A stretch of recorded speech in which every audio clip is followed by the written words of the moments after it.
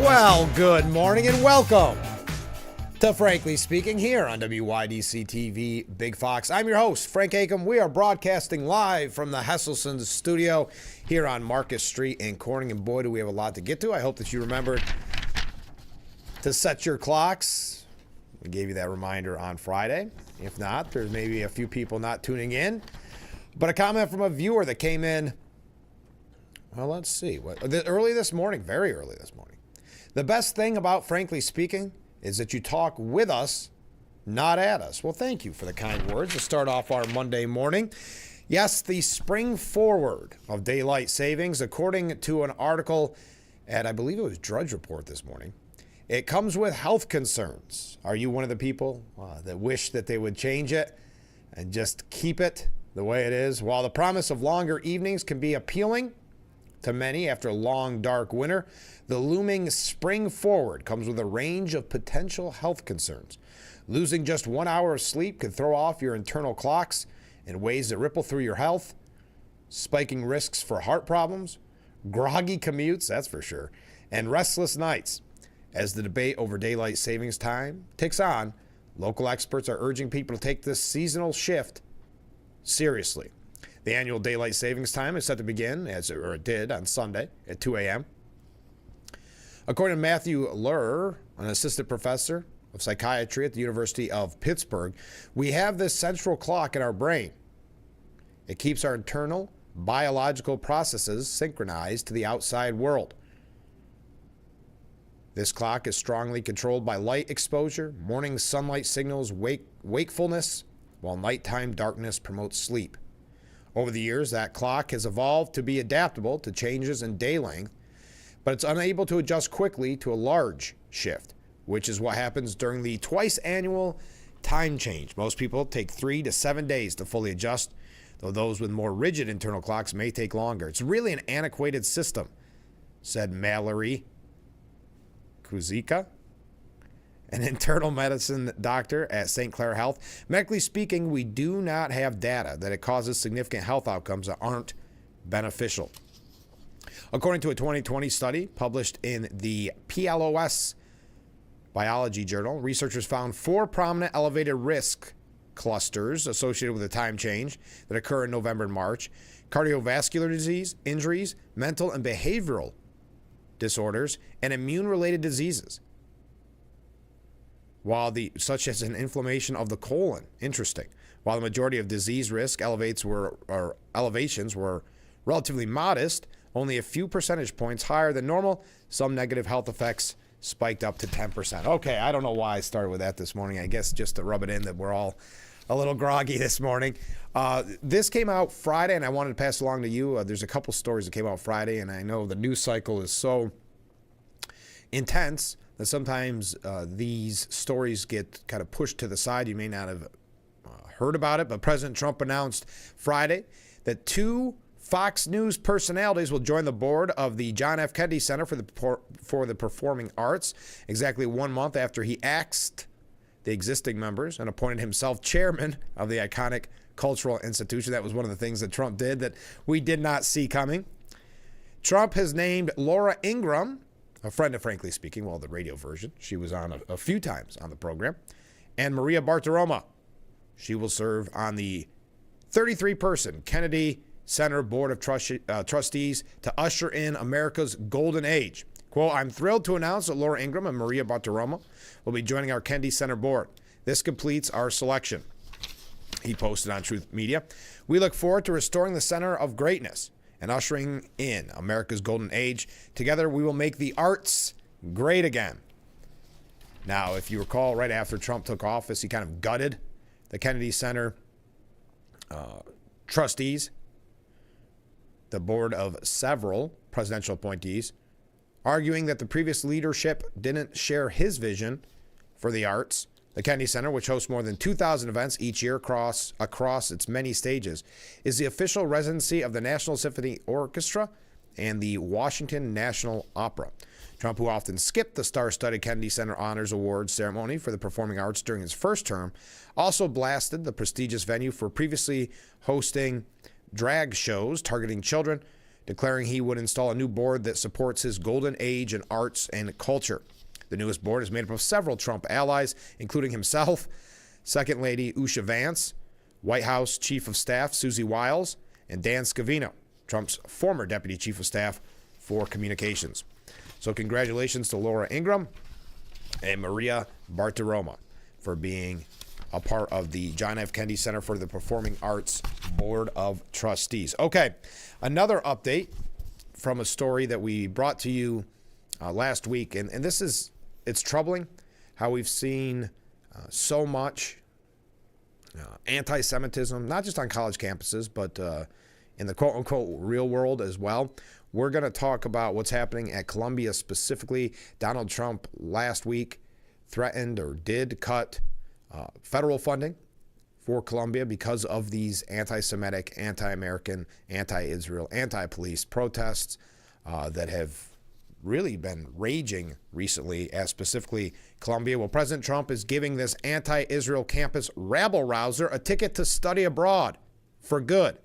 A Palestinian activist, which is a positive way of saying anti-Semitic, anti-Israel activist, who led a coalition of radicals seeking the, quote, total eradication of Western civilization, responsible for these riotous protests at Columbia University and Barnard College, has been arrested by ICE agents, according to his lawyer. Columbia University apartheid divest leader Mohammed Khalil, who completed his graduate studies at Ivy League Columbia in December, also potentially faces having his visa revoked and his green card canceled following President Trump's crackdown on the unrest at colleges, according to his attorney, Amy Greer. He was inside his university-owned apartment a few blocks from campus on Saturday night when ICE agents entered the residence and took him into custody. Despite graduating months ago, Khalil, who earned his undergraduate degree in Beirut, still lived in school-provided housing due to a policy allowing students to remain on campus after graduating, according to the New York Post. He has remained active in recent disruptive protests, including last week's takeover of the Milstein Library at Barnard. Videos and photographs posted on X depict him holding a bullhorn near the library entrance and engaging in discussions with school administrators.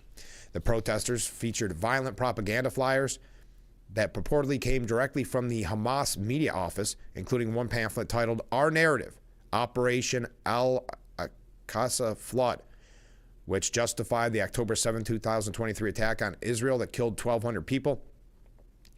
Others at the Barnard Library takeover passed around trading card-like photos of notorious Hezbollah leader Hassan Nasrallah, who was killed by an Israeli airstrike in Lebanon last September. The head of Columbia's Jewish Alumni Association, Ari Shrang, told the New York Post he was dismayed and concerned to see the literature that was being distributed. These protests, hey, the clock changed. Got us all a little bit in a mess here. Quote, these protesters were handing out materials from terrorist organizations Hamas and Hezbollah. Every American citizen should be concerned when students are engaged or encouraging terrorist activities on U.S. soil, regardless of their nationality. Now, in recent weeks, Barnard College was the site of campus building takeovers for 2 consecutive weeks. And if you've noticed, the media has not been reporting on it as they once did. Obviously, there was a pushback in the election when we had so many of these protests as Biden was forgiving their student debt, so taxpayers realizing that they were paying for these protests. But you also have, as Van Jones said, the marbling of anti-Semitism in the Democrat Party. So the media does not want to report on these things. Now, one of the documents distributed depicted an Israeli flag in flames, and another showed an army boot stomping a Star of David. In response, the administration is kicking the perpetrators off campus. Dozens of masked protesters stormed Barnard's historic Millbank Hall, egged on by a pro-Intifada group of Columbia Students for Justice in Palestine. Now, again, if you recall, Governor Hochul said she was going to look into banning face masks. Nothing has come from that. A school security guard was assaulted as a violent mob forced its way inside, where protesters graffitied political messages like Free Palestine and Barnard expels students. A week later, on March 5th, around 200 demonstrators seized the academic nerve center of the elite private women's college, Milstein Library, where they hung an old Western-style wanted poster featuring the Dean of Students, Leslie Grenage. If you recall, I brought that story to you last week. The NYPD evacuated the building after a bogus bomb threat. As agents raided Khalil's apartment, Columbia put out a statement addressing the presence of agents in the vicinity of the campus and stated its intention not to cooperate with ICE's actions except where required by law. Quote, consistent with our long-standing practices and the practice of cities and institutions throughout the country, law enforcement must have a judicial warrant to enter non-public university areas, including university buildings. Columbia is committed to complying with all legal obligations and supporting our student body and campus community. Soon after his detention, Khalil's supporters issued a press release calling the arrest a racist targeting, which serves to instill fear in pro-Palestinian activists as well as warnings to others. A petition demanded Khalil's immediate release, which was posted on Action Network, and it garnered more than 349,000 signatures by Sunday evening. Last September, Khalil and Columbia united apartheid divest, which has vowed to escalate its tactics until the empire crumbles, and that's an exact quote, were among those taking part in the campus takeover at the start of the school year. Now, the coalition of 116 student groups at the Ivy League school, who call themselves Westerners fighting for the total eradication of Western civilization, also led the charge in the violent raid of Columbia's Hamilton Hall last April. Now, local and state leaders, including Governor Kathy Hochul, condemned the protests, calling on school officials to enforce disciplinary codes and impose swift actions to punish wrongdoers. Khalil told a Post reporter during September's protests that anti-Israel student organizers were undeterred and promised to ramp up their actions, including establishing future encampments. As long as Columbia continues to invest and to benefit from Israeli apartheid, the students will continue to resist, he said. Not only protests and encampments, the limit is the sky. So there is an update. Now, the news came just days after Trump announced plans to yank about $400 million in federal grants and contracts from Columbia due to its non-compliance with anti-discrimination laws. So we didn't have a chance to mention that on Friday's program. I believe it broke after Friday's program, that he is going to divest $400 million in grants and contracts with Columbia. But students have pledged to continue protesting. We're going to tell you a little bit more about that. We are going to move on. We've got a Greenland update. We've got some of the talk from the Sunday shows. A lot of attacks on Trump, Vance, Musk. I understand there was a protest here in Corning on Saturday. I was not here. If you happen to see it, if you happen to be there, let me know how it went. Also, I have one quick update on the corrections officer strike, but if you have any information on that or like to weigh in on the correction officer strike and that supposed deal that was struck on Friday, love to hear from you on that as well. We talked with Senator Tom O'Mara about it on Friday's program. But let's take a short break. Stay with us. This is Frankly Speaking here on WYDC TV, Big Fox.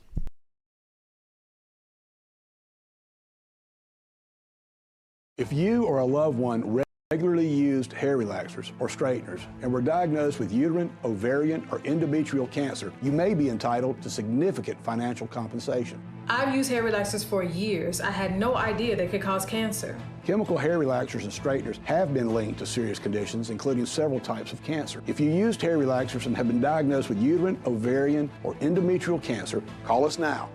There's no fee unless we win your case. Call today. New year. And for millions of New Yorkers, that means more money in your pocket. For the second year in a row, the minimum wage in New York State has gone up. Both this year and next, the minimum wage is increasing 50 cents per hour. That means an additional $2,000 to spend on all the things you and your family need. Then, in 2027, the minimum wage will be tied to inflation, which means increases will match costs. New York's new minimum wage, putting money directly into the pockets of New Yorkers who need it most. Beat the dark days of winter and have a vacation from taxation with the Hesselson's Hot Tub. What better way to start or end every day than with hot water therapy in your very own Hesselson's Hot Tub? With every spa purchase, Hesselson's guarantees great customer satisfaction and the best service team in the area. Plus, with Hesselson's Vacation from Taxation sales event, free steps, free cover lifter, free music, and 0% interest-free financing. Ask about Hesselson's chemical auto ship program and save even more. Stop in today and see why after 70 years it's still fun to poke in the corners at Hesselson's.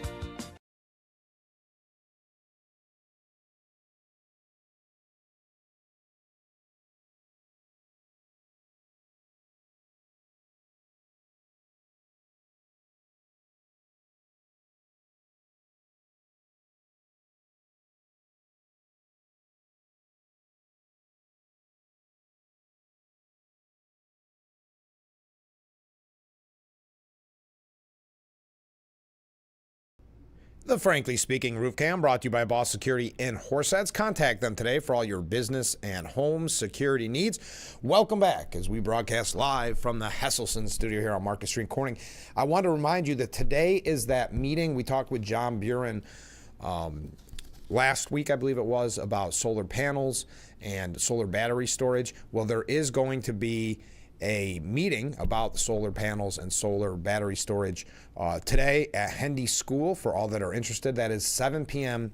tonight. I understand there's going to be, I've been told, some people that are going to almost like kind of protest or treat it like a town hall.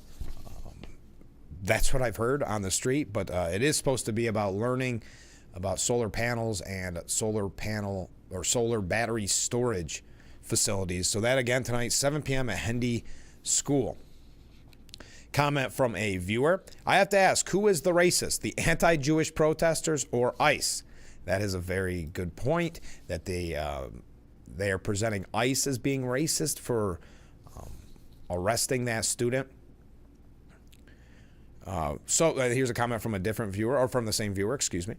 So to the jerk who thinks ICE is racist, you ought to have your head examined. Thank you very much. Students have pledged to continue protesting at Columbia even after Trump orders a halt in funding and had ICE detain a student. Well, what do they care? They just think the money that doesn't affect them, the $400 million. Groups at Columbia University and Barnard College pledged over the weekend to continue their infamous demonstrations after President Trump ordered the halt of $400 million in federal grants from Battle Columbia, and Immigration and Customs Enforcement detained a Palestinian student involved in last spring's encampments. The Upper West Side Educational Institution have received widespread criticism from Jewish students and community members for failing to curb what they cited as rampant anti-Semitism with ongoing student protests, the most recently culminated in a clash with police during a March 5th occupation. The Trump administration, as I mentioned, announced that it had canceled $400 million in federal grants to Columbia University over what it deemed to be the school's failure to curb anti-Semitism on campus.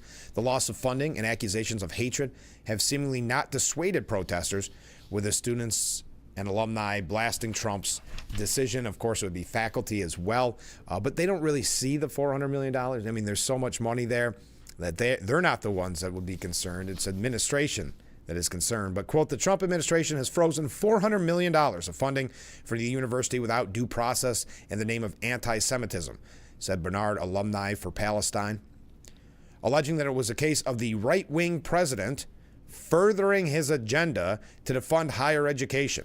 The group went on to pledge to continue rallying at the college in lieu of both the funding cut and several explosions. Quote, we cannot allow the movement for Palestinian liberation to be used as a scapegoat, blamed for Columbia's $400 million loss. The fight for Palestinian resistance must continue. The fight against authoritarian regimes must continue. Columbia University apartheid divest also railed against the White House's decision to pull the funds, calling it a scare tactic and a plan to prevent them from receiving an education in order to be better informed. Quote, the Trump administration announced that it plans to cancel $400 million in federal grants and contracts to Columbia is a transparent scare tactic. This decision has nothing to do with the fabricated charges of anti-Semitism they're using as a thin cover to slash funding. Now, the New York Post editorial board, I thought, had a really good point on this.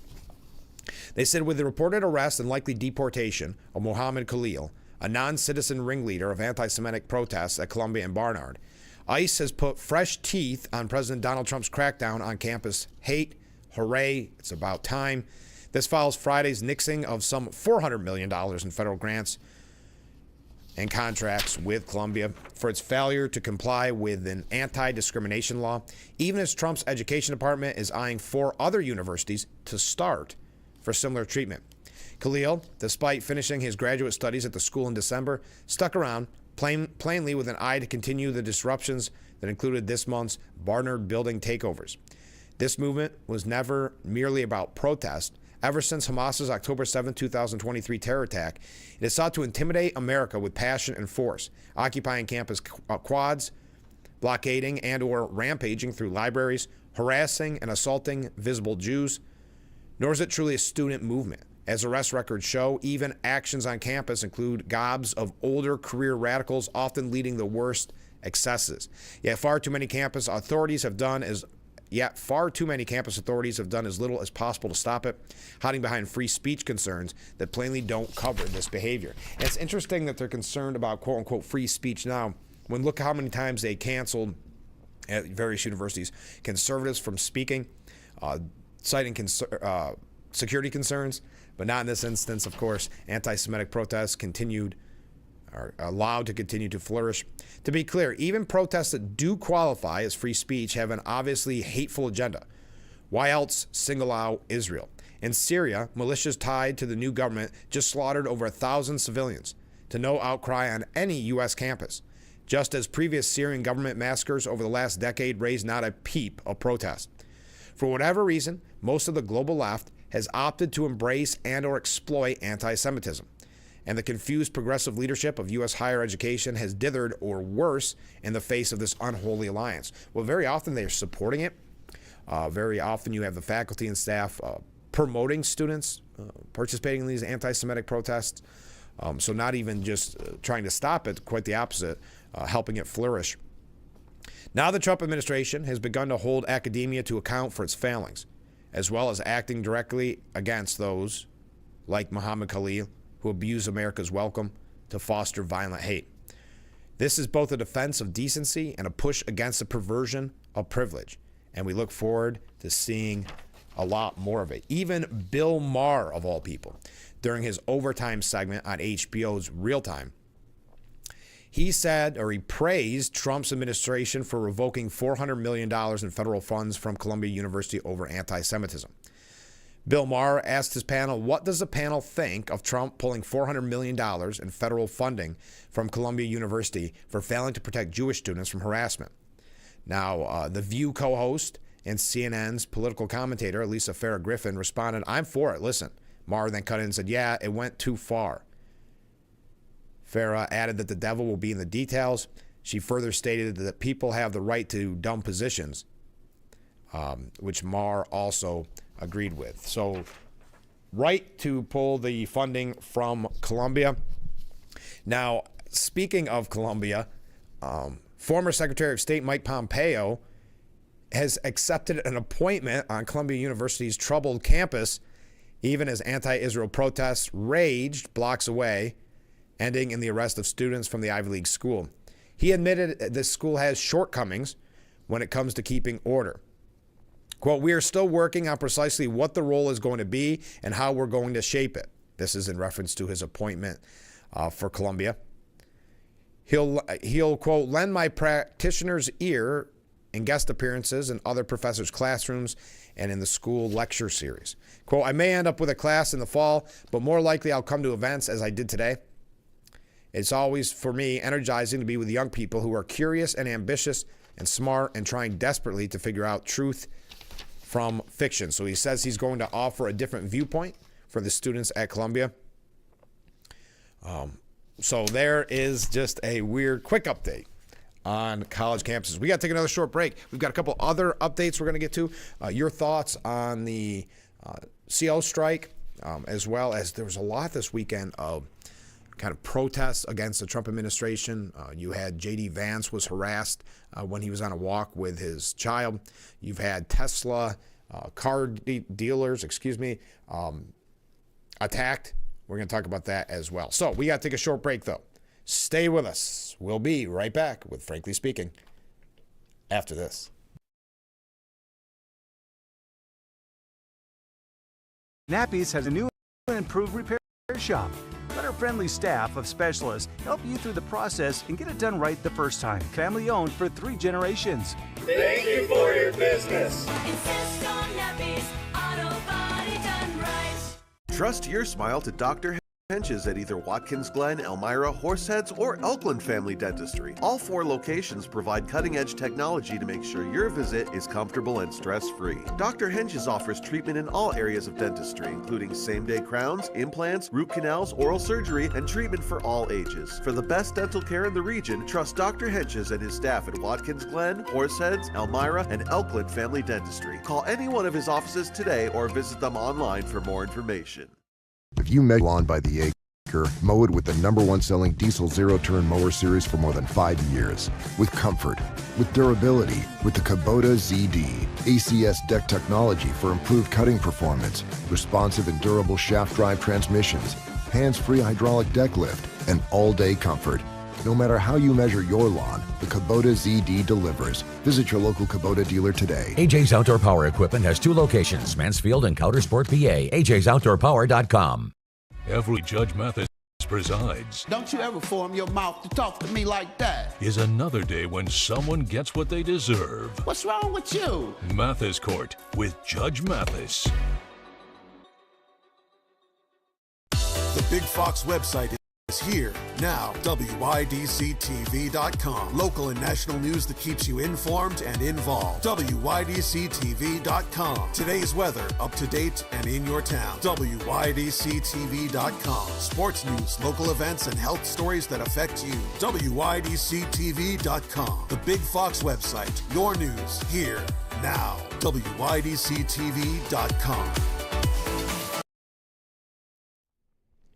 The Frankly Speaking Roof Cam brought to you by Boss Security and Horseheads. Contact them today for all your business and home security needs. Welcome back as we broadcast live from the Hesselson studio here on Market Street in Corning. A couple comments from viewers. The current anti-Jewish and pro-Palestinian rhetoric can be absolutely attributed to Biden and the racist Democrats, given that this anti-rhetoric agenda has become manifest only in the last 4 years. Why hasn't the leftist media condemned it? Oh, I know. Said media is itself racist and pro-Palestine.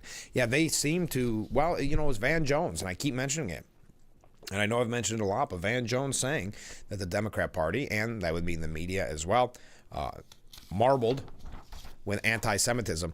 A quick update on Greenland. I know everybody's favorite topic, Greenland.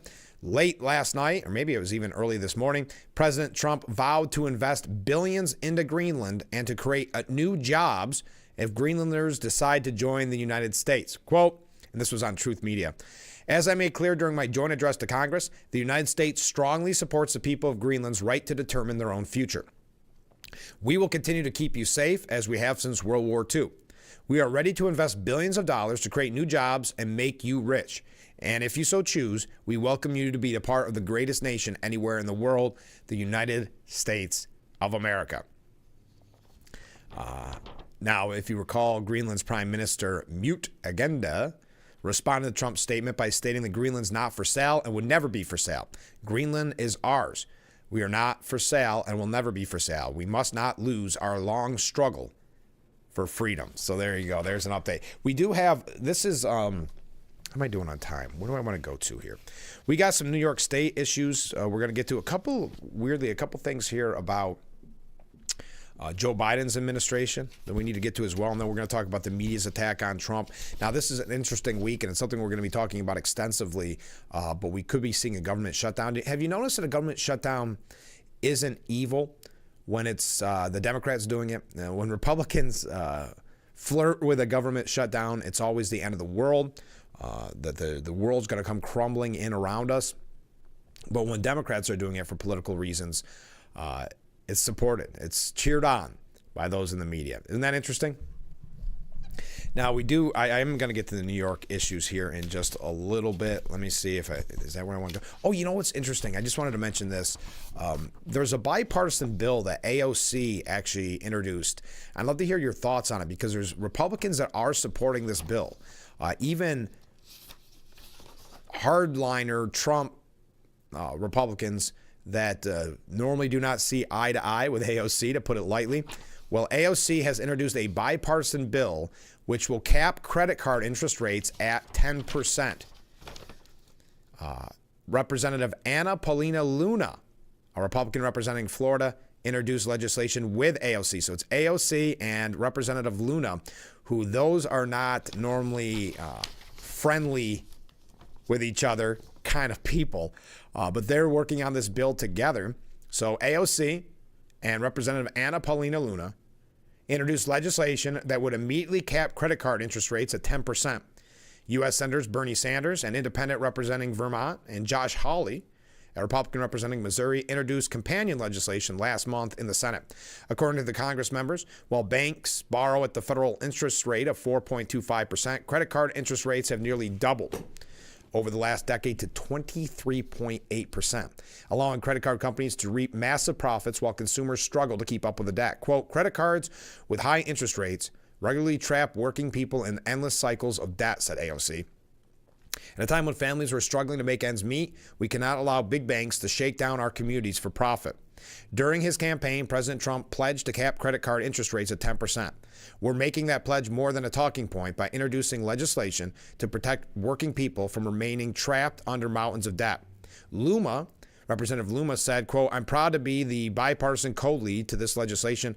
For too long, credit card companies have abused working class Americans with absurd interest rates, trapping them in an almost insurmountable amount of debt. We need a fair solution, and that means getting rid of the status quo and putting a reasonable cap on interest rates. I found that kind of interesting. Bipartisanship, working together for the interest of their constituents. When we come back, we're going to talk about New York State issues, read a couple of your comments. Congressman Langworthy called on a federal investigation into Governor Hochul's harmful labor practices against the corrections officers. That did come out Friday, so you may have heard it, but I still want to give you that information. We're going to talk a little bit about Governor Cuomo, former Governor Cuomo, and a couple things here about New York State in general. On Friday, we had Senator Tom O'Mara on the program, which we covered a lot of issues with him. We thank him for being on the program. We got to talk about the corrections officers strike. We also talked about the solar, the green push for EV buses, which we have an update on that as well. So let's take a short break. We'll read those comments when we come back. Maybe you're just waking up. I hope that you remember to set your alarm and change your clocks on Sunday. It's going to take a little while to get used to, isn't it? But we'll be right back with Frankly Speaking here on WYDC TV. Big Fox, stay with us. If you or a loved one regularly used hair relaxers or straighteners and were diagnosed with uterine, ovarian, or endometrial cancer, you may be entitled to significant financial compensation. I've used hair relaxers for years. I had no idea they could cause cancer. Chemical hair relaxers and straighteners have been linked to serious conditions, including several types of cancer. If you used hair relaxers and have been diagnosed with uterine, ovarian, or endometrial cancer, call us now. There's no fee unless we win your case. Call today. Hustling plus overbooked, plus bustling, plus cleaning overlooked. It all adds up. With Mary Maid's professional cleaning services, you'll have one less thing to worry about. Mary Maid's, relax, it's done. Plus too busy, plus bustling, plus in a tizzy. It all adds up. With Mary Maid's professional cleaning services, you'll have one less thing to worry about. Mary Maid's, relax, it's done. Your water is delicious. I know, right? It's this Culligan Smart drinking water system. What do you think is going on in there? I'm smelling a touch of chlorine. Yeah, I'm detecting some PFAS. I'm also getting notes of lead. Perfection. Sending it up. Here we go. Certified to reduce more than 70 contaminants. It's like having your own team of water experts. See the smart difference at Culligan.com. This was our last chance to show who our son was. I can't say enough about pre-planning. When you are in those moments, you are not thinking clearly. We showed up for the remembrance, and we walked in, and we just, wow. It was arranged perfectly. Yeah. I certainly could not have done that in that moment. So to have those pre-conversations, it's really important. Visit carpentersphillipsflint.com to learn more about our The Frankly Speaking Roof Cam, brought to you by Boss Security in Horseheads. Contact them today for all your business and home security needs. We are back, broadcasting live from the Hesselson studio. Thank you for joining us this morning. A couple comments from viewers. I did a search for AOC, but only found a Democrat's name. What is AOC? AOC is a Democrat. Alexandria Ocasio-Cortez. I apologize. I just used her kind of nickname that people call her, AOC. But Alexandria Ocasio-Cortez, that's why that was so interesting, that it's a bipartisan bill where you have Representative Luma working with AOC on that credit card, capping the credit card interest at 10%. So thank you for that, reminding me that sometimes we shouldn't just use nicknames. I should give you the full story. Comment from a different viewer, Mark, as a matter of fact. Good morning, Frank. Well, good morning, Mark. I see Hochul wants to give free community college for people 25 to 55 years old. Ridiculous, and a campaign getter. And she says New York doesn't listen to kings, maybe meaning she won't fold on the congestion pricing. No, it's amazing. She is very solid, strong when it comes to taxing New Yorkers. That's where she takes a stand. That and attacking corrections officers, or not listening, I should say, to corrections officers, allowing them to work just maddening overtime. What have you heard on the ground, though?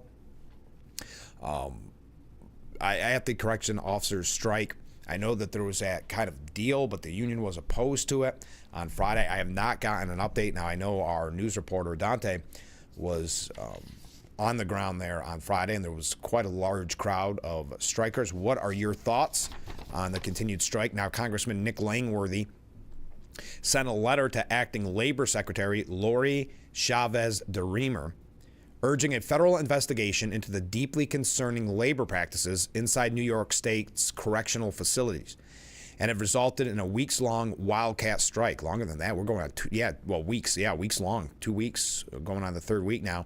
Congressman Langworthy also sent a letter to Governor Hochul urging her to come to the negotiation table with proposals to make meaningful changes to corrections officers' poor working conditions and policies that have made them less safe. The letter, sent to the Acting Secretary of the Department of Labor, calls for an official investigation into New York State's actions relating to the suspension of health insurance benefits and excessive mandatory overtime for corrections officers.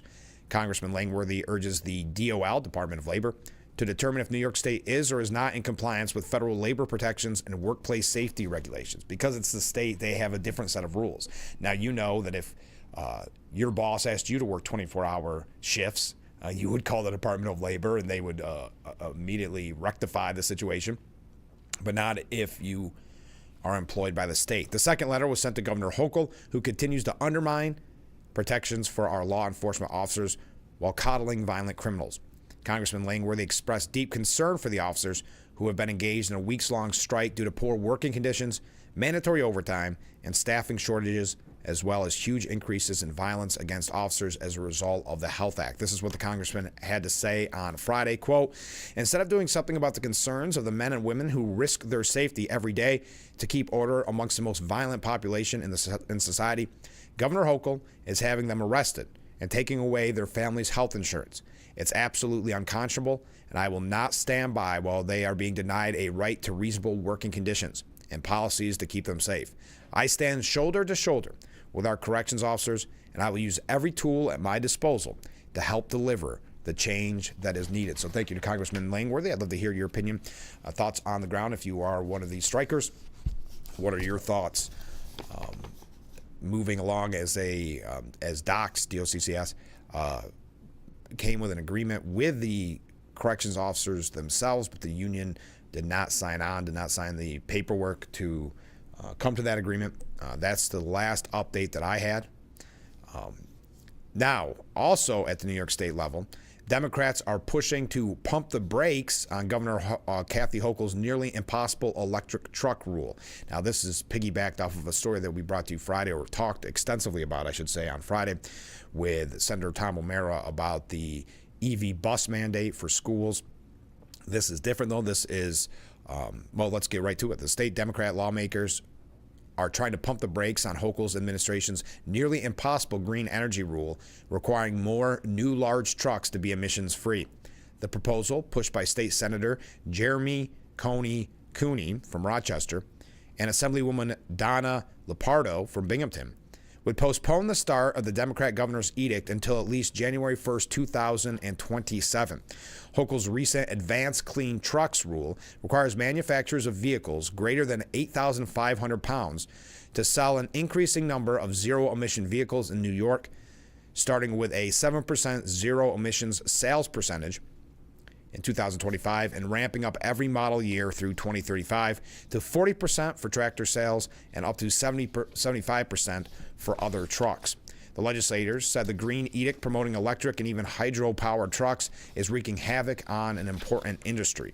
Unfortunately, the Act regulation are nearly impossible for the trucking industry to comply with because of a lack of truck charging infrastructure, cost factors, and other challenges, Lupardo said in a memo. Battery charging times are also challenged and will remain so until new technology emerges and is commercialized. The legislators noted that an average diesel truck can be refilled in about 10 minutes and can drive about 2,000 miles. By comparison, an electric zero-emissions heavy-duty truck takes approximately, are you ready for this, 10 hours to charge and can run for only about 500 miles. So you get 500 miles, and then you have to charge it for 10 hours. The cost of electric heavy-duty trucks can average up to 3 times more than diesel-fueled trucks, too. Quote, as we transition to a clean energy future, there is no point in putting an entire industry at risk in the process. But a coalition of 9 environmental groups issued a statement opposing the proposed rule delay, calling it a scare campaign being fanned by diesel pollution spewing truck manufacturers. Quote, delaying implementation is not only a foolish response to a false crisis whipped up by the manufacturers who are looking to rig the market in their favor, but it will lead to more ER visits, people suffering from asthma, and increased health costs, particularly for communities of color and low income, said a memo by the New York City Environmental Justice Alliance. Our organization urged the governor and the legislature, to stand up for vulnerable communities and reject this legislation and any effort like it.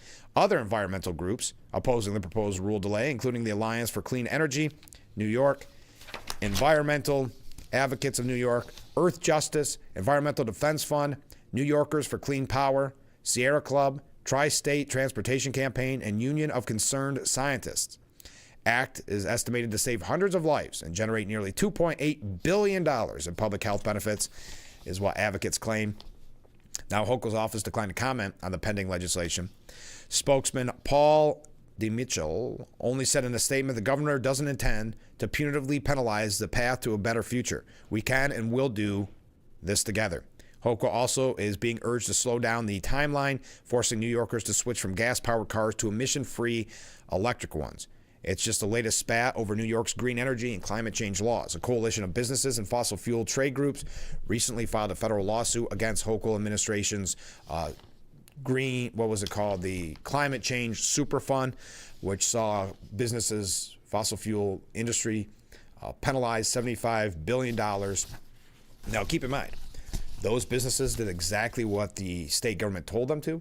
They followed all the rules, got through all the red tape, all the bureaucracy, did exactly what they were supposed to do, and then 10 years later, Governor Hochul can fine them. Imagine the message that sends to the business community if they're thinking about coming to New York. I think Governor Hochul made it crystal clear that you're essentially not welcomed. Now, overall, the Climate Leadership and Community Protection Act of 2019 requires the state and its energy producers and consumers to move away from fossil fuels by slashing gas emissions by 40% by the year 2030, and the goal of achieving 100% zero carbon emission electricity by 2040. Hochul and the Democrat-led legislature have also banned gas stoves, furnaces, and propane heating in new buildings. In December, Hochul extended the state's fracking ban by prohibiting a new technique to use carbon dioxide to extract natural gas as well. That's why, and we've heard from so many people, why our bills continue to skyrocket and why there is a continued mass exodus of people from New York State. Again, we talked about it with Senator Tom O'Mara on Friday. They never learn. Now, we do have a couple of quick updates. I'm not gonna jump too much into it, and that is on the New York City mayor's race. Governor Cuomo was out during the weekend making some campaign appearances. We know the former governor has declared that he's running for mayor. You've got Eric Adams. You've got another lady whose last name is Adams, unrelated. There's quite a few people involved, but as of right now, when we brought that story to you Friday, former Governor Cuomo is the front runner when it comes to the New York City's mayor's race. I think he was at 31% with all the others, but that gave him the lead over all the other candidates. And current Mayor Adams, far second place. So we're going to talk about Cuomo here in just a little bit. And we got a lot to cover. We got a couple things on the Biden administration that I think you're going to be interested in as well. So stay with us.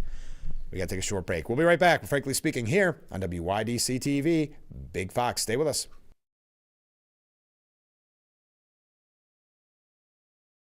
Attention, Elmaron may lead to vision loss. If you have suffered vision problems after taking Elmaron to treat bladder pain, call the Hearn Law Firm. Elmaron may be responsible for your vision problems, and you may deserve compensation for your injuries. If you took Elmaron and now have vision problems, call the Hearn Law Firm at 888-308-3866 right now. You could find out if you qualify in less than 2 minutes. Call 888-308-3866 for your free case review. Shell Missy face off in Why can't we watch DuckTales? Because we don't learn anything. Book Smarts versus Street Smarts. Is it working? Are you feeling motivated? Very. It's the battle of twins. Life is so confusing. I always hoped it would be easier for me when I grew up. It's gonna be all right. You were faking. Bazinga. Young Sheldon. Weeknights at 6:30 on Big Fox.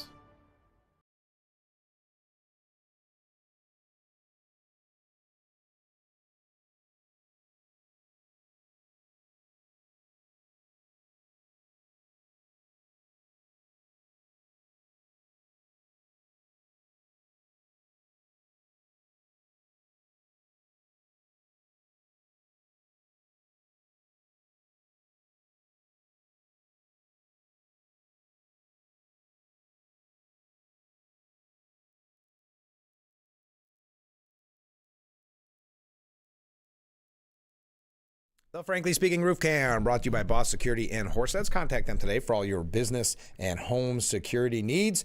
Welcome back as we're broadcasting live from the Hesselson studio, and we have a lot of comments. Before we get to the comments, and yes, rest assured, Ken did watch the Sunday shows, and we're going to tell you his rundown of what he saw on these Sunday shows. Boy, Ken, you're a glutton for punishment, but I do appreciate it. Before we get to the comments, I can't believe it's less than a week away, and that is the Wienerville Party to benefit the Salvation Army here in Corning. It's an all-you-can-eat hot dog and baked potato bar from 4 to 7. Great music from Wasting Time from 5 to 8. It's just $15 per person, and that's at the Moose Lodge in Painted Post, which is 96 Victory Highway, Painted Post. So we're really looking forward to that. I know I'm going to be there. Can't wait to go to the hot dog and baked potato bar. So I just wanted to remind you here on Monday, we're going to remind you all week because it goes to such an amazing cause, the Salvation Army. So we're going to be reminding you all week. So get your appetite ready, mark it in your calendar, and we'll see you from 4 to 10 on Saturday at the Moose Club. All right, comments from viewers. Frankly, I've yet to see any national TV network news mention of the corrections officer strike. Have you? I have not. And I've kind of been surprised that. And I know there are some interesting, with the Taylor law and all that, there's some concerns of what you can and cannot say. But I've kind of been surprised that President Trump hasn't weighed in on it. But I have not seen it mentioned on the national news. If anybody else has, please let me know. Comment from a different viewer. If a company located in New York State was doing exactly what Hochul's regime is doing with respect to the corrections officers, she would be outraged and all over it. How hypocritical can she be? Exactly right. She's tough. She's strong when it comes to taxing hardworking New Yorkers with the congestion pricing, and she's tough and strong when it goes to attacking our corrections officers. So thank you very much. Comment from a different viewer. If Hochul is so bent on eliminating carbon emissions, go nuclear, not battery, which will only cause another problem. Thank you very much. All right, Ken, we're going to read your comment to wrap up the show. Or to wrap up this hour, I mean. So bear with me. I got a lot there, but I want to do it in the last segment. which is coming up in just a few moments. So if you did not watch the Sunday shows, Ken is going to give us a recap on what you missed. Thank you again, Ken. So Cuomo has doubled down on bail reform during his mayoral race. He stood by the controversial bail reforms on Sunday, telling reporters after a mayoral campaign stop at a Harlem church that, quote, it righted a terrible social wrong. Quote, some people raised issues about not having enough judicial discretion in that bill. That has been changed. That has been remedied.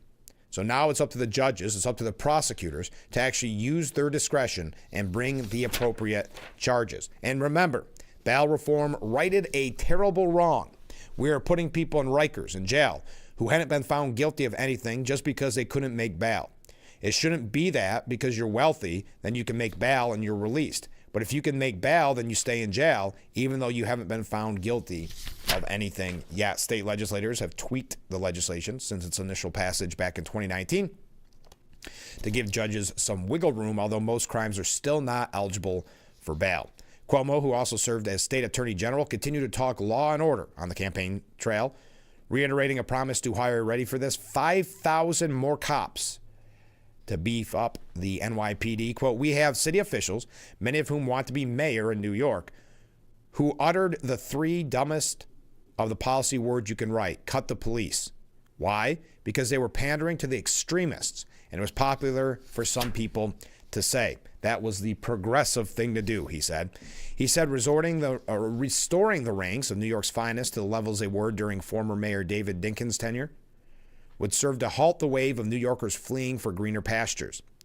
He also took a shot at President Trump, warning that he would meddle in New York politics, something Governor Hochul spoke up about after the White House shut down congestion pricing. Quote, we dealt with President Trump and we did just fine.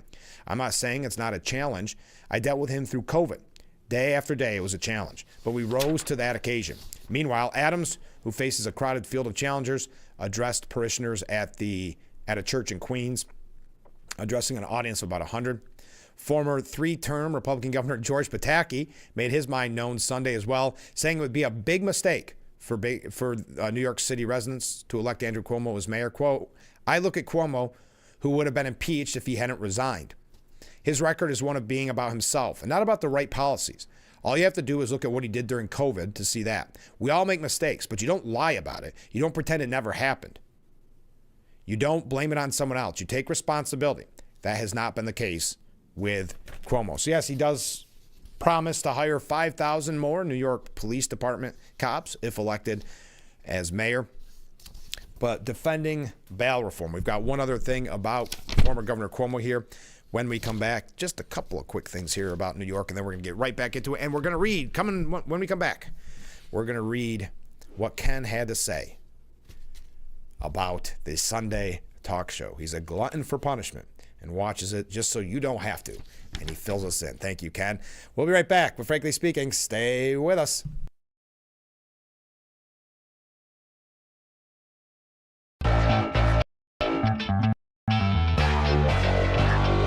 Welcome back to Frankly Speaking here on WYDC TV Big Fox. I'm your host, Frank Acom.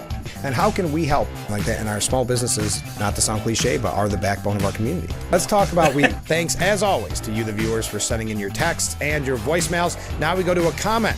This is from John in Elmira. Make sure to catch Frankly Speaking only on AM Big Fox News WYDC or visit our website at WYDCTV.com. Elmira. Horseheads, Hornell, Bath, Watkins Glen. Big Fox 10 p.m. News, the first primetime local news in the Twin Tiers. Catch news from your area, weather forecasts, and local events. And visit our website at WYDCTV.com anytime to stay up to date on weather, news articles, and local events.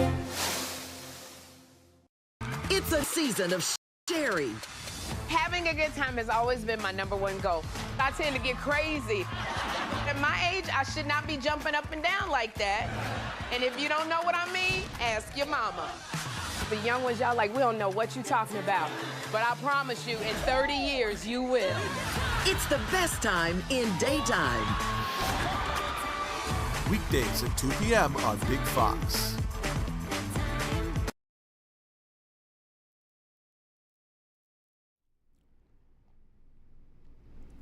The Frankly Speaking Roof Cam brought to you by Boss Security and Horseheads. Contact them today for all your business and home security needs. Welcome back as we wrap up our number one of Frankly Speaking. Boy, it's going quick this morning.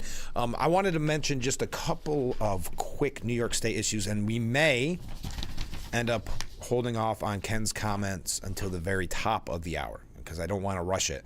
Ken did a great job of encompassing what was on the Sunday talk shows. We have a couple of updates on that as well that we'll be talking about later on in the program. But first, we had mentioned Andrew Cuomo. The New York Post editorial board says now that Andrew Cuomo is running for mayor, local Republicans in Congress are demanding clarity on whether the then governor's deadly COVID-19 nursing home order violated federal guidelines, and Health Secretary Robert Kennedy should comply.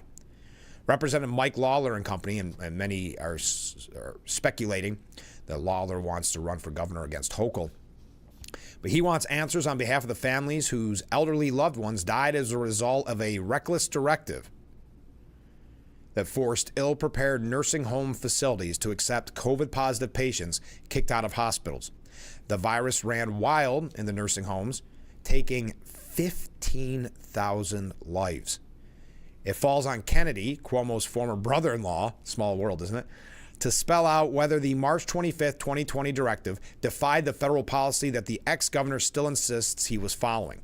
Last year, a House subcommittee report concluded that Cuomo's order was inconsistent with and had arguably contradicted federal guidance by omitting key common sense precautions along the lines of, quote, don't put contagious people in with vulnerable populations. Cuomo's never owned up to this critical error. He has always pointed to blaming it on the federal government. He's lied about the numbers. He's fudged the numbers. We've talked about it extensively on this program. He has no remorse. If anything, he doubles and triples down in his confidence in the decisions he's made. Even when reporters asked him last week what he'd do differently as governor, if he could go back in time, he offered only, quote, added more police to the MTA. Now that his fellow Democrats can't cover for him, let's get the record set straight. Hold Cuomo accountable for something. Thank you, New York Post. And he should be held accountable, and we hope that Robert F. Kennedy Jr. gets on the case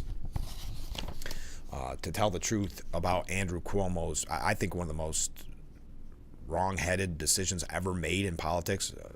Led to 15,000 deaths. So many people were not able to see their loved ones because of this edict, and he still does not believe he did anything wrong. Well, he doesn't say so, but he knows he did something wrong when he tried to fudge the numbers and tried to keep the actual numbers hidden. Speaking of COVID, this was just kind of interesting. New York small businesses are getting $20 million in COVID aid after years of limbo. This surprised me. This was breaking actually on Friday.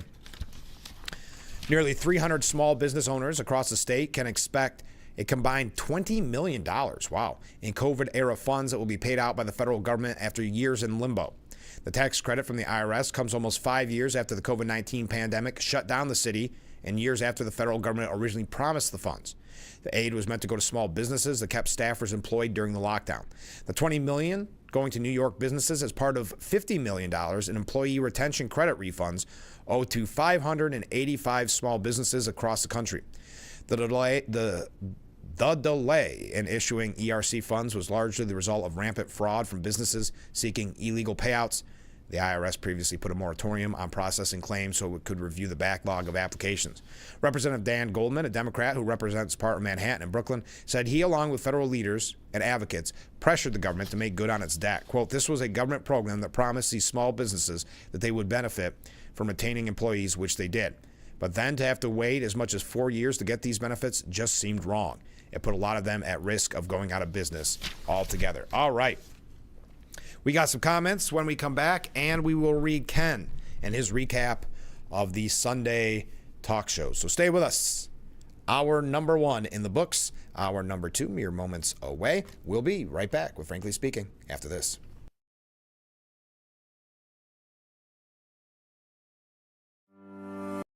Are you sick of looking at your bathroom but don't know where to get started?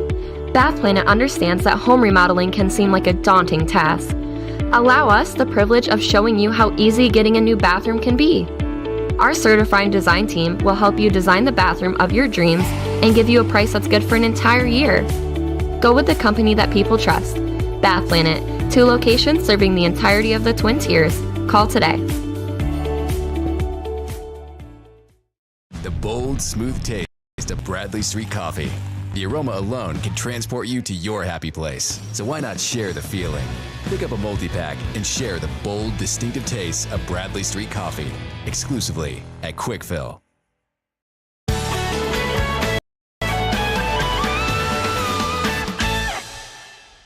Every day Judge Ebony K. Williams presides is another day when right prevails over wrong. I can tell what happened to you, sir, because I was born at night, not last night. Equal Justice with Judge Ebony K. Williams. Name something with a diamond in it. Diamondback rattlesnake. It's in the name.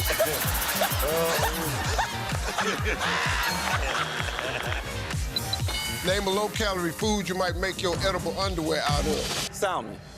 Watch it weeknights. Share it the next day. Wild caught Norwegian teriyaki.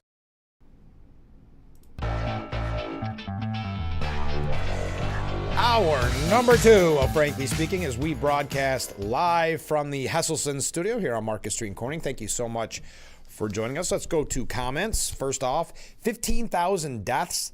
That's even worse than a terrorist attack. Can it therefore be said that Cuomo is a terrorist? I say yes, this commenter says. Thank you very much.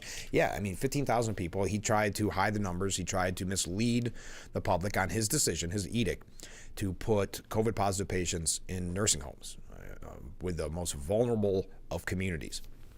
All right, now it's time for Ken. Ken put together a recap of the Sunday shows. We always appreciate him doing that. Ken is from Horseheads, if you're new to the program. He does this. He's kind enough to watch the shows that we don't always want to watch. So, Frank, what the sheeple heard on the Sunday shows.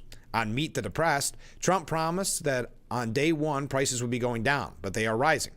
Tariffs, assesses, then delayed, are driving the market down, taking money out of consumer investments.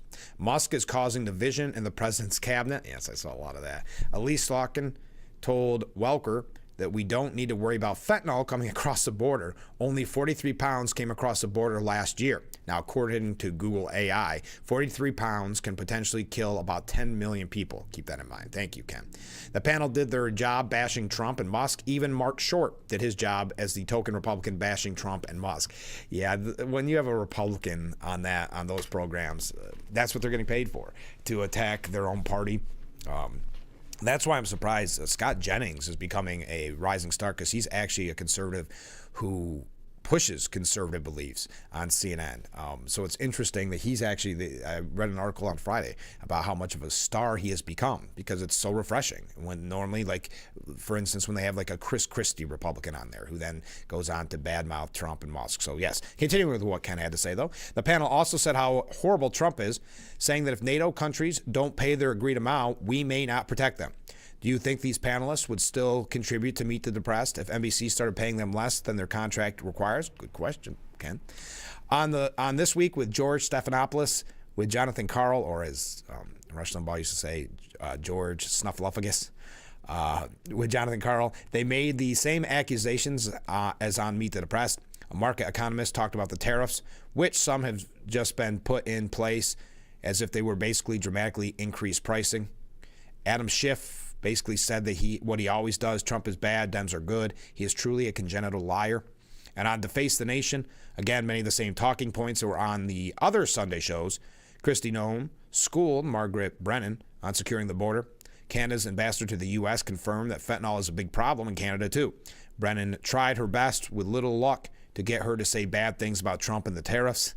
Fiona Hill, a previous advisor on the National Security Council, bashed Trump on his interactions with Ukraine and labeled him as an apologist for Putin. Brennan was very pleased with himself, getting Hill to slam Trump. Basically the same messages from the legacy media as every other Sunday. Republicans are bad and Democrats are good. I saw that about Adam Schiff. What did he say? Something like Trump is destroying the economy.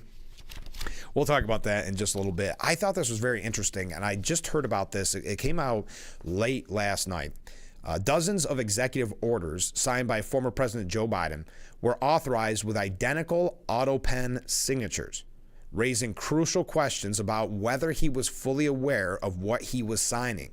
According to critics, the Conservative Heritage Foundation's oversight project uncovered the situation, prompting Biden detractors such as Republican Missouri Attorney General Andrew Bailey to suggest it could be used to challenge the legitimacy of orders that the 82-year-old former president signed, especially given the concerns about his mental decline.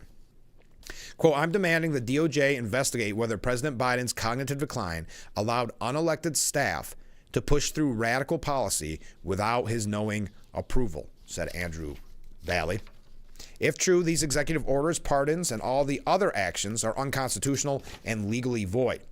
One of the auto pen signed orders from Biden was on August 2022 directive meant to safeguard abortion access during emergency situations. Another was a December 2024 order to close government offices January 9, 2025 to honor late President Jimmy Carter. The Post conducted a random brief scan itself of about 36 signatures of executive orders in the Federal Register from President Trump, former President Barack Obama, and Biden at various times in their presidency.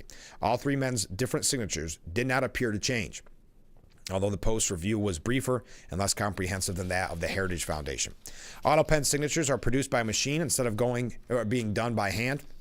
Scores of presidents dating back to at least Harry Truman are believed to have leaned on the modern auto pen. Quote, we gathered every document we could find with Biden's signature over the course of his presidency.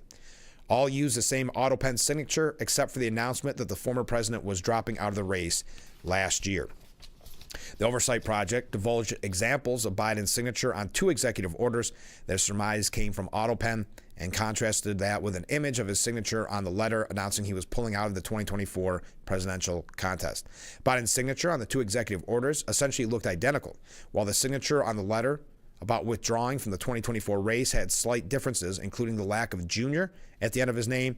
It was simply written as J.R. Biden. Biden has been seen engaged in public signing ceremonies on numerous occasions throughout his presidency. It remains unclear exactly how much he used auto pen. Representatives for Biden did not respond for a request for comment. In a jab at Biden's cognitive state, the Oversight Project chided that, quote, whoever controlled the auto pen controlled the presidency. This is very scary when you think about the implications on this, and you saw his mental decline in full force during the debate. Did he know the executive orders that he was signing? Or was it unelected, nameless, faceless advisors deciding what he supported and what not? Biden had a tendency for public faux pas in which he'd fumble his words and appear to lose his sense of direction at times. During his travels, Biden started to use a shorter flight of stairs to board Air Force One rather than the traditional 18-foot staircase. His aides and allies initially denied concerns about his mental state and argued that he was more than up to the task.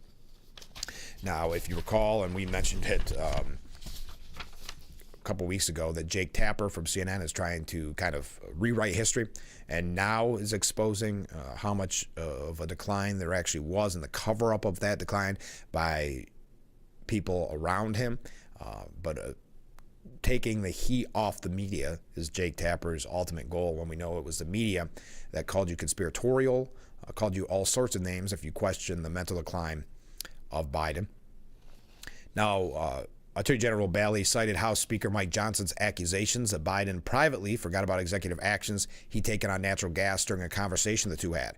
Concern about President's use of auto pen have swirled for some time. George W. Bush had previously tasked the Justice Department with assessing the constitutionality of an auto pen, and the government's lawyers concluded it was legal. Bush decided not to use auto pen because of concerns that it could be challenged, his administration officials told ABC News. But his successor, Obama, was also known to have used the auto pen for key documents such as his signing of a 2013 fiscal cliff compromise bill. Also, we learned about the Biden administration. A new study reveals the staggering scope of how much DEI, diversity, equity, and inclusion, was infused into government under Biden. A study published this week, coming from Fox News, details the degree which Biden administration infused DEI policies into the federal government. In a report, the author says can serve as a resource for the Trump administration to continue to identify and, quote, destroy the practice. The new study, conducted by the Functional Government Initiative and the Center for Renewing America, identified 460 programs across 24 government agencies in the Biden administration that diverted resources to DEI initiatives. At least $1 trillion of taxpayer money was infused with DEI principles, the study states. The study lays out DEI infusion across several federal agencies, including the Defense Department's plan to integrate environmental economic justice tools into training, FEMA's need to, quote, instill equity as a foundation of emergency management, and the Labor Department's push to embed equity in a sustainable manner that recognizes the multiple and overlapping identities held by workers. On his first day in office, President Joe Biden signed Executive Order 13985, which was aimed at carrying out the stated goal of advancing equity and racial justice throughout the federal government. The order mandated a whole-of-government approach to injecting DEI philosophy into the federal budget. In alignment with the directive, the Biden administration apparently spent trillions in DEI-related initiatives in a manner and at a speed that has shrouded public awareness of the financial burden. So over $1 trillion to push these DEI initiatives in the federal government.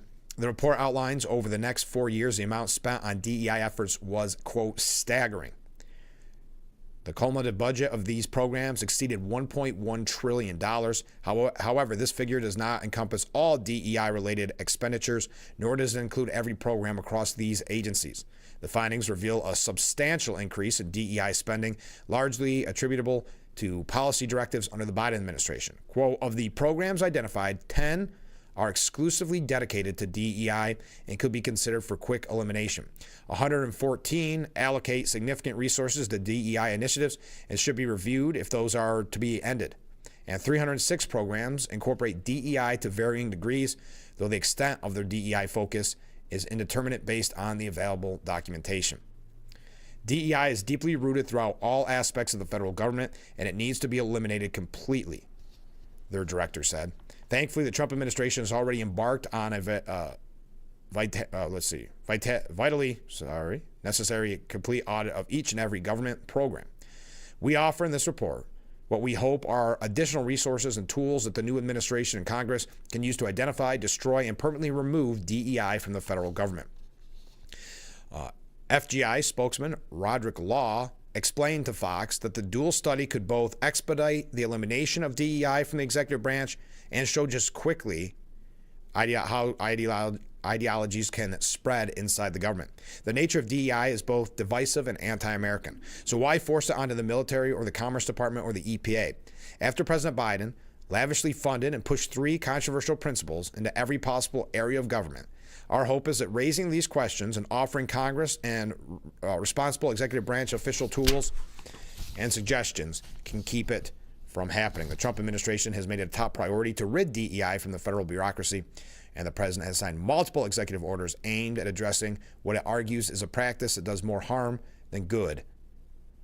So there you are. There's a couple updates on the Biden administration. We're going to talk about Trump, the Sunday programs. Thank you again to Ken for sending in his thoughts over the Sunday shows yesterday. Your thoughts as well. We're going to show you some of the attacks on the Trump administration, on Elon Musk, all that and much more. So stay with us. Boy, this show's going quick.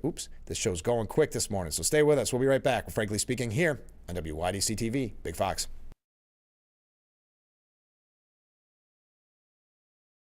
Have you been unable to work for over a year due to a mental or physical disability? Were you recently denied Social Security disability benefits? Great news. You may be eligible for money, back pay, relief. If you've been pre-qualified and diagnosed with a recognized condition that prohibits you from working, our lawyers can file a claim to get your disability benefit. Call us today and find out more. Call now, 844-617-0440. We lost our son, Brett, to a glioblastoma. This was our last chance to show our community who he really was. Carpenters, Phillips, and Flint, they were so willing to create that ceremony however we wanted to do it. They could not have been more gracious. You should consider them highly. You'll feel good about your thoughts and your decisions. Visit carpentersphillipsflint.com to learn more about our family-owned funeral homes. Beat the dark days of winter and have a vacation from taxation with the Hesselson's Hot Tub. What better way to start or end every day than with hot water therapy and your very own Hesselson's Hot Tub? With every spa purchase, Hesselson's guarantees great customer satisfaction and the best service team in the area. Plus, with Hesselson's Vacation from Taxation sales event, free steps, free cover lifter, free music, and 0% interest-free financing. Ask about Hesselson's chemical auto ship program and save even more. Stop in today and see why after 70 years it's still fun to poke in the corners at Hesselson's.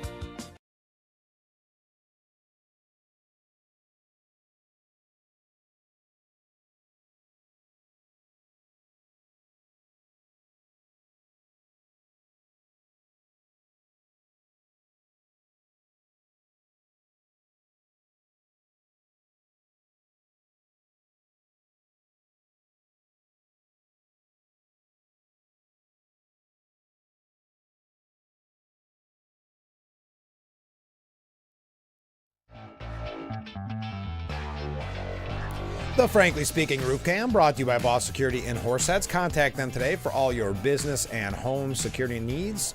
Our beautiful view of historic Market Street as we broadcast live from the Hesselson studio on said street. Did you see that over the weekend, Donald Trump Jr. smacked down, this is how some people are putting it, Mediaite, if you ever go to that website, because Mediaite had a story that claims that Donald Trump Jr. was going to run for president in 2028.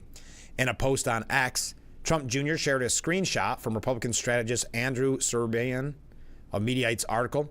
In Serbian's post, he shares Trump Jr.'s statement to which he denies that he is considering a presidential run in 2028. LOL, he said, a lot of fake stories have been written about me over the years, but this might be the most obviously fake one yet. Congratulations to Diane Falzone and Mediaite for embarrassing themselves. You guys got played, and now all your friends in the press are mocking you behind your back. The article from Mediaite used quotes from 3 high-level anonymous sources who allege that Trump Jr. has always kept the lanes open for a presidential run and described Trump Jr. as being more experienced than Vice President J.D. Vance. Don has been the most politically involved of all the Trump children and has always kept the lanes open for a presidential run. One of the sources told what were quoted in the article as being a, quote, White House insider and close friend to the Trump family. He is a valued voice for his father and a real possibility to be a contender in 2028. Another source claimed 100% he will run, but only for president, not VP. He is older and more experienced than JD, the source said. In about a year, real conversations will start about him running. At this point, it's too soon, and he doesn't want to start a battle with JD, especially since they are friends. In a statement, Trump Jr. smacked the outlet down and asked if I can't repeat the words that he used, noting that the outlet's theory is that he worked so hard to help Vance get the VP nomination because he wants to run for president in 2028 himself. I'm actually glad you're printing this, we'll say, baloney, because at least now the rest of the press corps will see how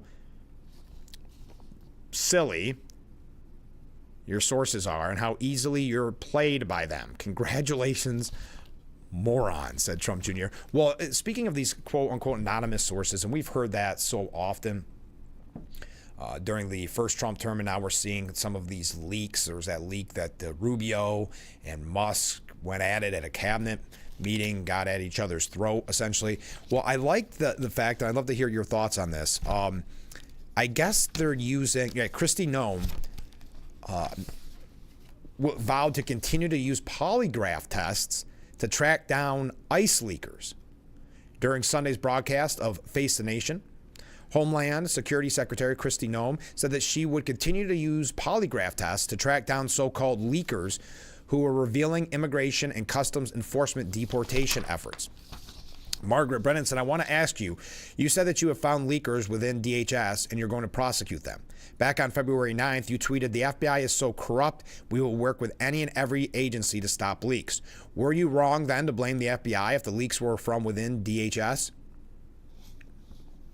Noem said, no, I think there are leakers all over throughout the government. I think that everybody needs to be, and that's when Brennan, of course, as they always do, interrupts, saying, what did they leak? Noem said, I think they're in DHS specifically. These two were leaking our enforcement operations that we had planned and were going to conduct in several cities and expose law enforcement to vulnerabilities. to those ops being jeopardized to where their lives would be in danger. So they will be prosecuted, and they could face up to 10 years in federal prison because they did that. Anyone who is leaking information outside of how something is planned for the safety of those law enforcement officers needs to be held accountable for that. So Brennan asked her, and you're going to continue these polygraph tests? She said, absolutely. The authorities that I have under the Department of Homeland Security are broad and extensive. And I plan to use every single one of them to make sure that we are following the law and we are following the procedures in place to keep people safe, and that we're making sure we're following through on what President Trump has promised. That's going to make America safe again. So these anonymous sources. Yeah, going back, though, to these supposed anonymous sources that said that Don Jr. was going to run. Now, I know a lot of people on this show have begged him, in a way, to run for governor of New York. But, why would he have fought so hard for J.D. Vance and knew of the success that J.D. Vance would have if he was going to run himself? It makes no sense. But now we see the media's attack on, of course, Trump, Musk, J.D. Vance. America First policies are threatening American exceptionalism as the economy and markets flash warning signs, according to Fortune magazine. A few months ago, the U.S. economy and financial markets looked unstoppable, while Europe and China were struggling to break out of prolonged weakness. But that is turning upside down as President Trump presses ahead with a tariff agenda that's meant to put America first. After predicting continued American exceptionalism, Wall Street has suddenly turned more pessimistic. On Friday, analysts of Bank of America said U.S. exceptionalism is fading and warned recent economic reports point to a growing likelihood of stagflation, a combination of weak growth and high inflation. Michael Brown, senior research strategist at Pepperstone, was more blunt, saying late Thursday that the dollar is tumbling with jitters over the state of the U.S. economy, continuing to exert considerable pressure, and the U.S. exceptionalism theme now being in tatters. President Trump was elected with a resounding mandate to institute his America First economic agenda of tariffs, in addition to deregulation, tax cuts, and the unleashing of American energy. Spokesman Kush Desai said trillions of dollars in investment commitments from Apple, TSMC, and other industry leaders are indicative of the success in store for America under President Trump. To be sure, U.S. growth was already expected to cool a bit from robust gains to still solid expansion. But in recent weeks, a range of economic indicators has started worsening, including consumer spending and inflation expectations as tariffs loom. So America First policies are threatening American exceptionalism as the economy and markets flash warning signs. We're going to tell you more about the attacks on the president and Musk and J.D. Vance. Stephen Collinson asking the question, how far could J.D. Vance go? We're going to talk about that and read your comments when we come back. Stay with us. This is Frankly Speaking here on WYDC TV, Big Fox.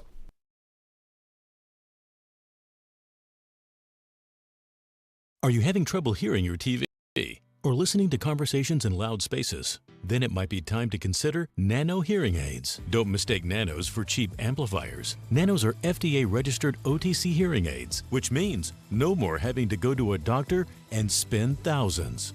Nano hearing aids are now offering $100 off through this special TV offer. Order right now and get 2 CIC rechargeable hearing aids for only $297. And if you're not happy, return them for a full refund.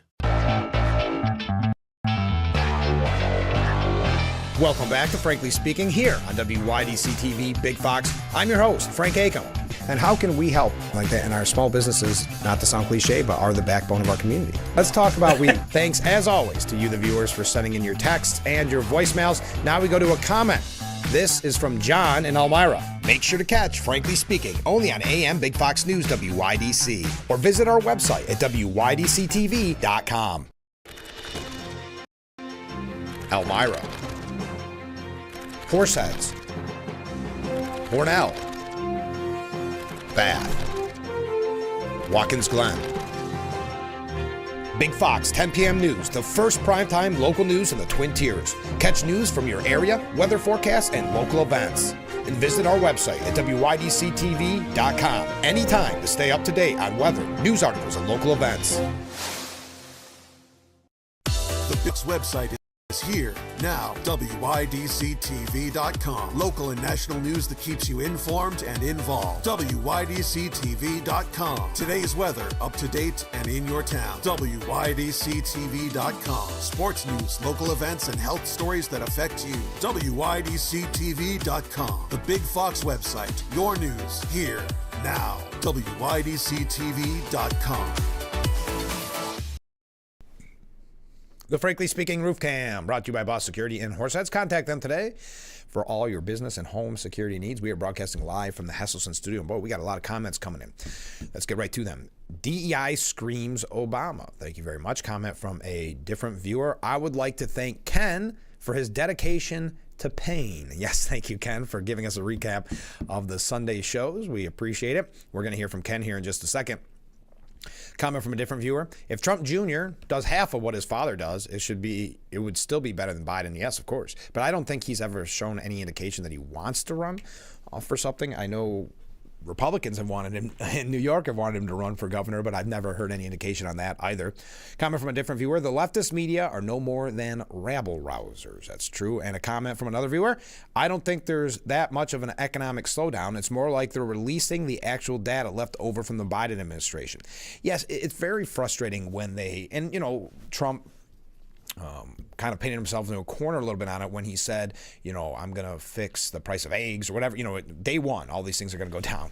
But it's not reasonable to expect that. But the media now all of a sudden wants to report on the economy. Isn't that interesting? Now that it's the Trump administration under Biden, of course, they kept it quiet. They would actually mock and ridicule you if you said, boy, I'm struggling to pay my bills or I'm struggling to make ends meet. They would laugh at you and say, no, according to the reports, everything is great. You should be thankful to the Biden administration because the economy is just booming. Remember? Okay, Ken writes in, while I agree with Trump most of the time and AOC none of the time, capping credit card interest at 10% is a bad idea. It will cost card users more, especially those it is intended to help. The Democrats capped the credit card late fees at $8. The unintended consequences were interest rates rose dramatically, credit card debt increased, card companies started billing up to $2 for paper bills. Some creditor protections were removed. What could be the unintended consequences if the interest rate were capped at 10%? Interest could start accruing, at purchase instead of 30 days, even if you pay it full every 30 days. More creditor protections could be removed or tightened, like the time requirement for notifying card companies of a fraudulent transaction. Increased requirements for getting a card could be instituted, keeping cards from those that need the line of credit. Perks like cashback bonuses could be reduced. Costs for spending paper bills could increase more. For sending paper bills could increase more. Fees that are charged to the merchant for card use in their store could increase, costing card users more at the register. We need our politicians to be critical thinkers and think about the consequences of their action, not just pander to voters for the next election. Thank you, Ken. As I mentioned, Stephen Collinson asked a question, how far could J.D. Vance go? He's a different kind of vice president. He's not the Machiavellian master of Washington who works in the shadows like Dick Cheney. Neither is he the safe pair of foreign policy hands like George H.W. Bush or Joe Biden. The youthful Vance seems instead to have fashioned himself as a personification of his boss, Donald Trump's most extreme social media posts. His provocation of Ukrainian President Zelensky in the Oval Office last week ignited a diplomatic crisis. He relished traveling to Munich to insult America's European allies. Imagine, they are so against the fact that J.D. Vance is for free speech. Giving that amazing speech about the free speech, and they say he lectured. And by the way, I thought he was very rational when he was talking with President Zelensky. Just calling him to task as Zelensky got more and more insulting, more and more snarky. I think J.D. Vance stepping in there was important. But anyway, this is again from Stephen Collinson. And Vance was front page news in Britain after saying Ukraine needed better security guarantees than those offered by some random country that has not fought a war in 30 or 40 years. Vance later said it was absurdly dishonest to say he was talking about Britain and France, but those were the only allies to publicly volunteer for Ukraine Peace Force. Vance knows which way the wind is blowing in the Republican Party. That's why he's ditched his contempt for the president And, of course, they go through and mention the times when he was critical of President Trump. Now, in a party that worships its leader, the vice president is one of the president's most prominent public admirers. But Vance is a fascinating character. He rose from a hard-scrabble upbringing in the Appalachians to the Ivy League. He's exceedingly smart, one reason why his political positioning is often taken as evidence of nefarious calculation. Vance, who briefly served as an Ohio senator, despises traditional media and Washington elites, so he's a natural fit with Trump's populism. He also is a U.S. Marine veteran, so he ought to know better about the contribution of U.S. allies to the war on terror, and he did get rich in Silicon Valley and has an in with the big tech barons who've moved sharply to the right and embraced Trump in his second term. The vice president made his name with Hillbilly Elegy, that book about his life. Given his background, it's not surprising that Vance conducted the campaign's most eloquent arguments for an America First economic policy. At 40, he's a potential heir to Trump, although the president amusingly refused to anoint him in a recent Fox News interview, unwilling to think about ceding his throne so soon. Vance is the epitome of what many Europeans disdain about America. An isolationist, he sees no vital national interest in Ukraine. His bluntness and hint of smugness irks many foreigners, as does his support for Europeans' far right, including Germany's extremist AfD. A day before confronting Zelensky in the Oval Office, he rebuked Keir Starmer over free speech in the Ukraine, although the British PM shut him down. Since Vance is young, ambitious, ideological, and has an apparent chip on his shoulder about establishment intellectuals, there's one vice president he does remind us of, Richard Nixon. All right, anyway, how far? Will his hubris lead him to fly too close to the sun? Asks Stephen Collison at CNN. So J.D. Vance is not relevant, according to some media. Now he's too powerful, according to other media outlets. But there's also not just the anger at him. You may have seen, unfortunately, he was protested as he took his daughter for a walk. Vice President J.D. Vance criticized pro-Ukrainian protesters who had followed him and his 3-year-old daughter around, knowing that his daughter, quote, grew increasingly anxious. Vance explained that he decided to speak with the protesters in the hopes that they would leave his daughter alone. Today, while walking my 3-year-old daughter, a group of Slava Ukraini protesters followed us around and shouted as my daughter grew increasingly anxious and scared. I decided to speak with the protesters in the hopes that I could trade a few minutes of conversation for them, leaving my toddler alone. He added that while it was a mostly respectful conversation, if protesters are chasing a 3-year-old as part of a political protest, they are we'll say, a bad person. That's not the term he used, but that's essentially what he meant. At the beginning of the march, people in Vermont protested the Vance family's visit to Sugar Bush Resort and were later seen holding signs that read, "Vance is a traitor, go ski in Russia, J.D. Vance is a Nazi." The pro-Ukrainian protests came after Vance, Trump, and Rubio had a meeting in the Oval Office with Zelensky. Vance added, "Right now, you guys are going around and forcing conscripts to the front line because you have manpower problems." Oh, that's what he said to Zelensky at the time. Anyway, so him and his 3-year-old daughter were chased down by pro-Ukrainian protesters. We're going to talk about Elon Musk and the quote-unquote protests against him as well. We've got a lot to cover, and we are running late. So stay with us. We'll be right back reading your comments when we return. This is Frankly Speaking. If you or a loved one regularly used hair relaxers or straighteners and were diagnosed with uterine, ovarian, or endometrial cancer, you may be entitled to significant financial compensation. I've used hair relaxers for years. I had no idea they could cause cancer. Chemical hair relaxers and straighteners have been linked to serious conditions, including several types of cancer. If you used hair relaxers and have been diagnosed with uterine, ovarian, or endometrial cancer, call us now. There's no fee unless we win your case. Call today. Want to know why it's hard to stop a train? It's how we've invented products that reinvented our world. It's how we test as hard as the elements do. It's how we run. Aaron's Heating and Air Conditioning in Corning is now offering residential plumbing services. A local, veteran-owned and operated company with over 25 years experience. You can trust the experts at Aaron's Heating and Air Conditioning. Meet the dark days days of winter and have a vacation from taxation with the Hesselson's Hot Tub. What better way to start or end every day than with hot water therapy and your very own Hesselson's Hot Tub. With every spot purchase, Hesselson's guarantees great customer satisfaction and the best service team in the area. Plus, with Hesselson's Vacation from Taxation sales event, free steps, free cover lifter, free music, and 0% interest-free financing. Ask about Hesselson's chemical auto ship program and save even more. Stop in today and see why after 70 years it's still fun to poke in the corners at Hesselson's. Invite you to discover what makes our school community so special, including the fact that everything, top-notch education, housing, healthcare, food, clothing, technology, and much more is provided to our students at no cost to our families. This is thanks to the generosity of our founders, chocolate maker Milton S. Hershey and his wife, Catherine.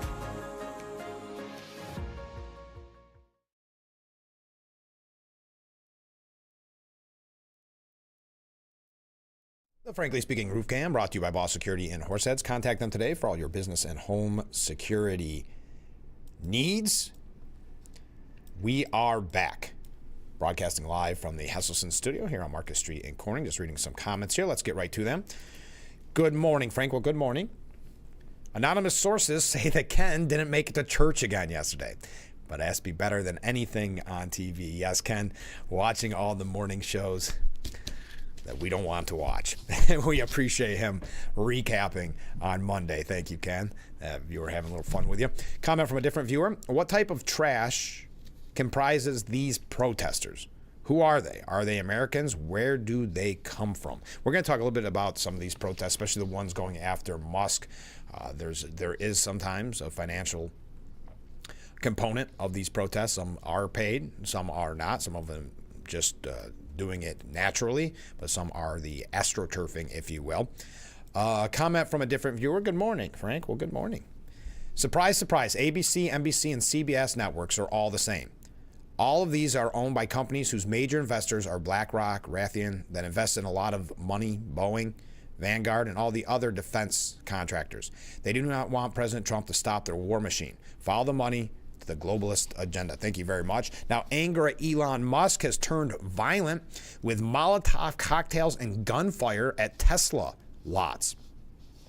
Over the course of 13 days, starting January 29th, according to court records, Lucy Grace Nelson made repeated trips to the Tesla car lot in Loveland, Colorado. Once she spray painted Nazi in black under the dealer's entrance sign, according to court documents, and another time she ignited a Molotov cocktail near a Tesla Cybertruck. She also allegedly used red spray paint to scribble a message on the car dealership's front door.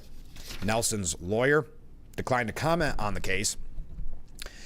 There have been more than a dozen violent or destructive acts directed at Tesla facilities, according to court documents, surveillance photographs, police records, and local media reports reviewed by the Washington Post. The incident comes as Elon Musk has rocketed to prominence as Trump's best-known backer and as a conservative provocateur in his own right. The ire directed at the tech billionaire online has increasingly spilled into real life, with vandalism directed at Tesla storefronts, charging stations, and vehicles. In March, several Tesla superchargers at a shopping center in Massachusetts were set ablaze. Vandals in Maryland also spray-painted "No Musk" onto a Tesla building alongside a swastika-like symbol. In February, a man brandished an AR-style semi-automatic rifle fired at a Tesla storefront in Salem, Oregon. And just a few weeks earlier, investors say the man attacked the same dealership by throwing Molotov cocktails at Tesla vehicles and throughout the store window. He caused an estimated $500,000 in damage. Musk claims that it's George Soros and LinkedIn co-founder Reid Hoffman that are funding these protests against Tesla. The protests at dealerships and other locations have occurred even as some Tesla vehicles and charging stations have been damaged and destroyed, though it is not clear that the protesters and the vandalism are linked. Musk, Tesla's CEO, took to his social media platform on Sunday morning to say an investigation found 5 Act Blue funded groups were responsible for Tesla protests. Quote, an investigation has found 5 Act Blue funded groups responsible for Tesla protests: Troublemakers, Disruption Project, Rise and Resist, Indivisible Project, and Democratic Socialists of America. He then named 5 Act Blue funders, he believes are responsible for funding these protests, including Soros and Hoffman. Act Blue is currently under investigation for allowing foreign and illegal donations in criminal violation of campaign finance regulations. Act Blue is a Democrat fundraising platform that's hauled in millions of dollars in donations for Harris's presidential campaign and its affiliated entities. This week, 7 Act Blue senior officials resigned, including the Associate General Counsel. If you know anything about this, please post in replies. Thanks, Elon Musk wrote. Tesla car owners, dealerships, and charging stations have been targeted nationwide by protesters and vandals because of Musk's involvement with the Trump administration. And it's these type of protests which I know people are frustrated, and you've seen some coverage on this, but that's why so many Congress people aren't having the town halls as they once did, in person, because it's just like these protests. It's not about coming to some type of agreement or having the conversation. It's about shouting people down. In this case, it's getting violent.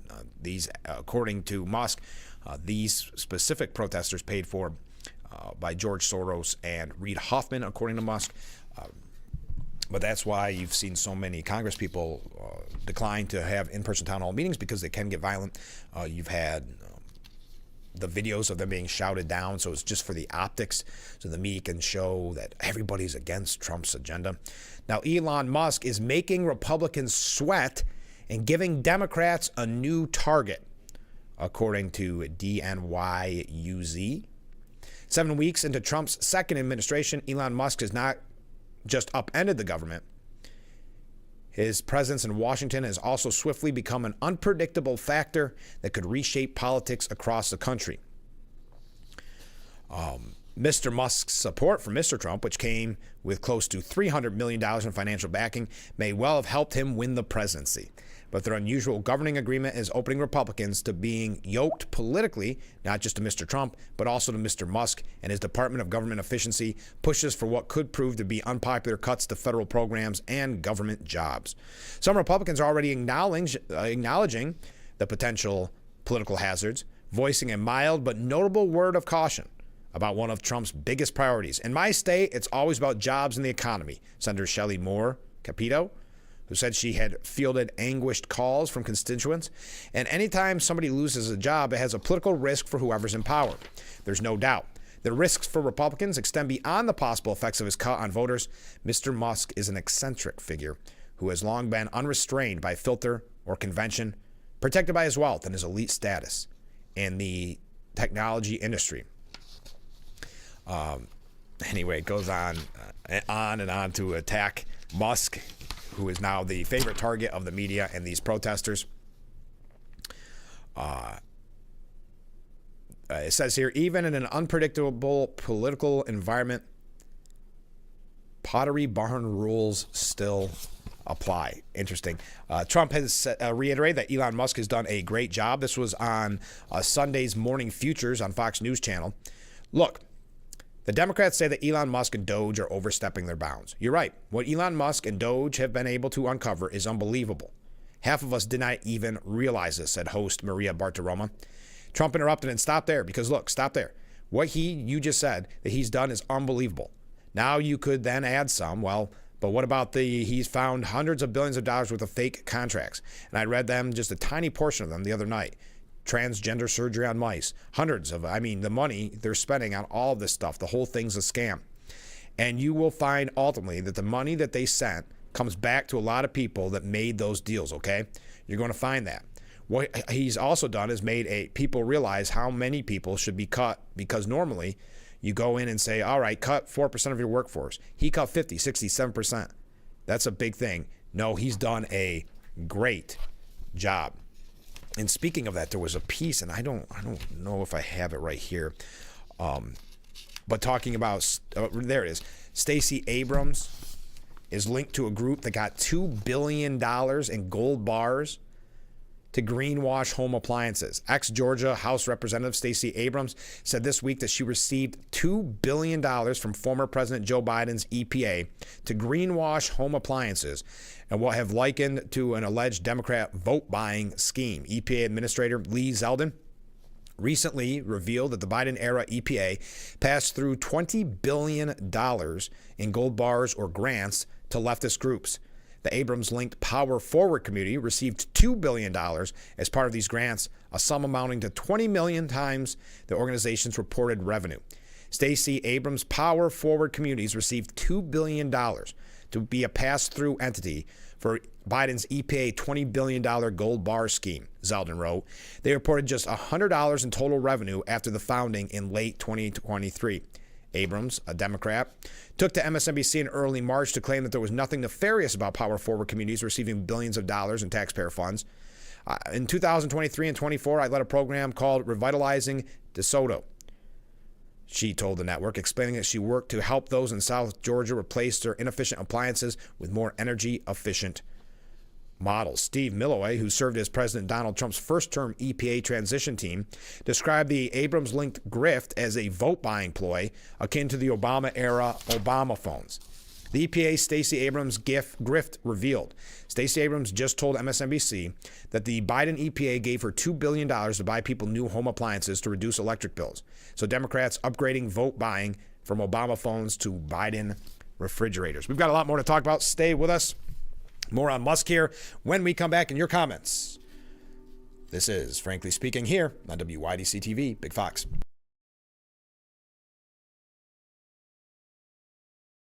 Some people who need Social Security disability benefits go to their hearing alone and get turned down.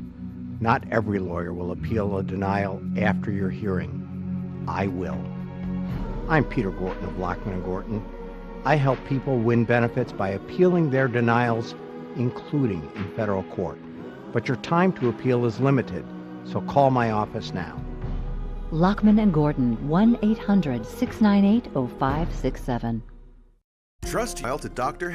Hench's at either Watkins Glen, Elmira, Horseheads, or Elkland Family Dentistry. All 4 locations provide cutting-edge technology to make sure your visit is comfortable and stress-free. Dr. Hench's offers treatment in all areas of dentistry, including same-day crowns, implants, root canals, oral surgery, and treatment for all ages. For the best dental care in the region, trust Dr. Hench's and his staff at Watkins Glen, Horseheads, Elmira, and Elkland Family Dentistry. Call any one of his offices today or visit them online for more information.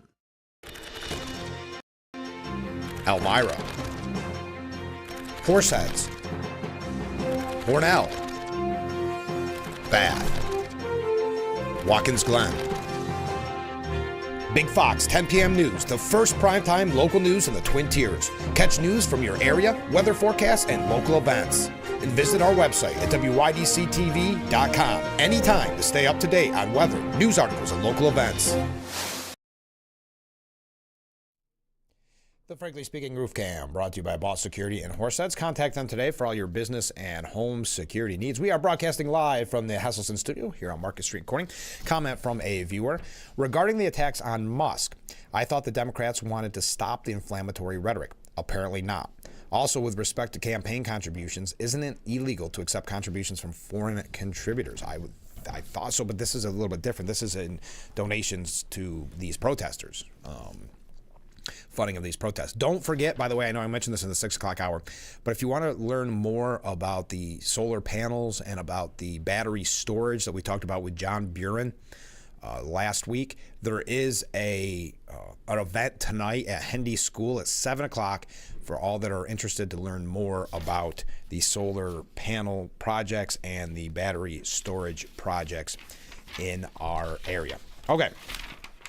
Speaking of Musk's cut on the federal government, Trump saying he did a great job.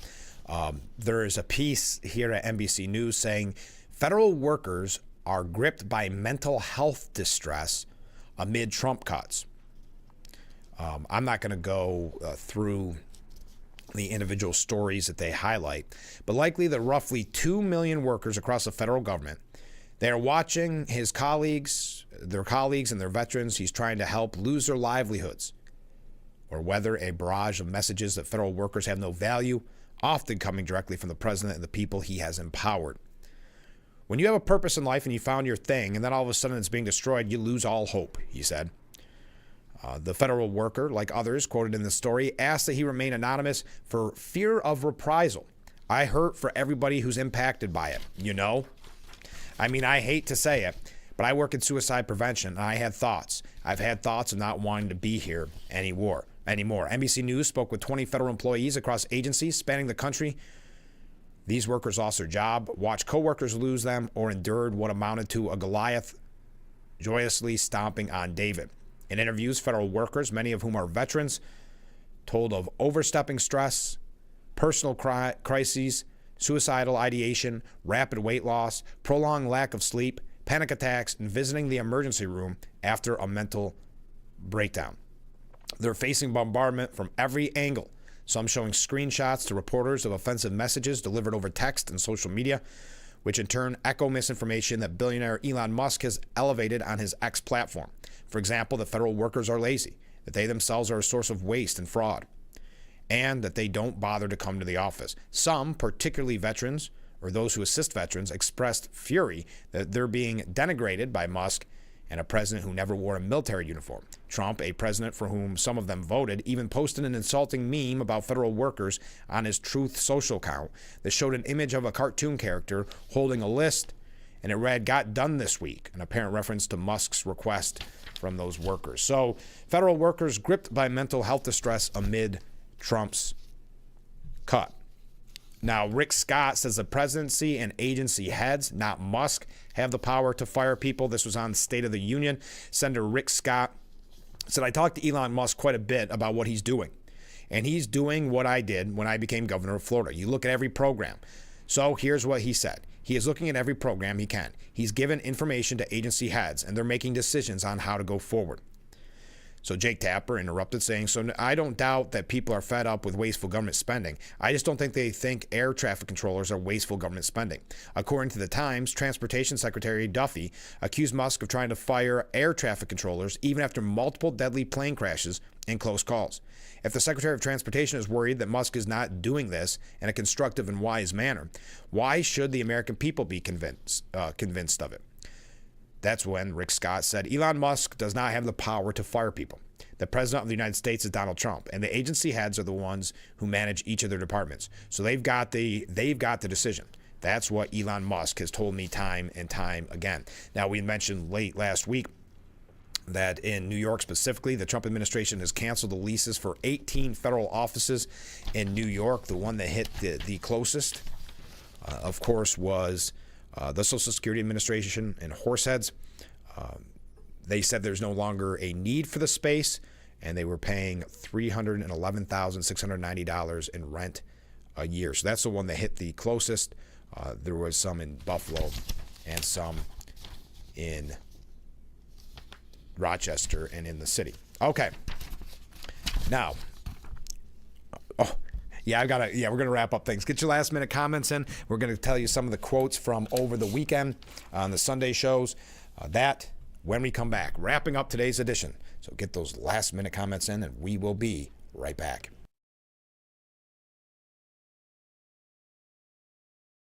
If you or a loved one regularly used hair relaxers or straighteners and were diagnosed with uterine, ovarian, or endometrial cancer, you may be entitled to significant financial compensation. I've used hair relaxers for years. I had no idea they could cause cancer. Chemical hair relaxers and straighteners have been linked to serious conditions, including several types of cancer. If you used hair relaxers and have been diagnosed with uterine, ovarian, or endometrial cancer, call us now. There's no fee unless we win your case. Call today. If you're looking for home security, you get more from Vivint than anyone else. Vivint is ranked #1 for home security by Forbes and SafeWise.com. Only Vivint leads the industry in every security category, including cameras with crime-deterring technology, car protection, and 30 days of continuous video recording. Call now and you'll get free professional installation, $200 off your initial order, and 0% APR financing for 60 months. You get all this, plus superior customer service and 24/7 professional monitoring for as little as $1 a day. Don't take chances with your family's safety. There's Vivint, and then there's everyone else. Call now to get free professional installation, $200 off your initial order, and 0% APR financing for 60 months. Vivint. Smarter security, superior customer service.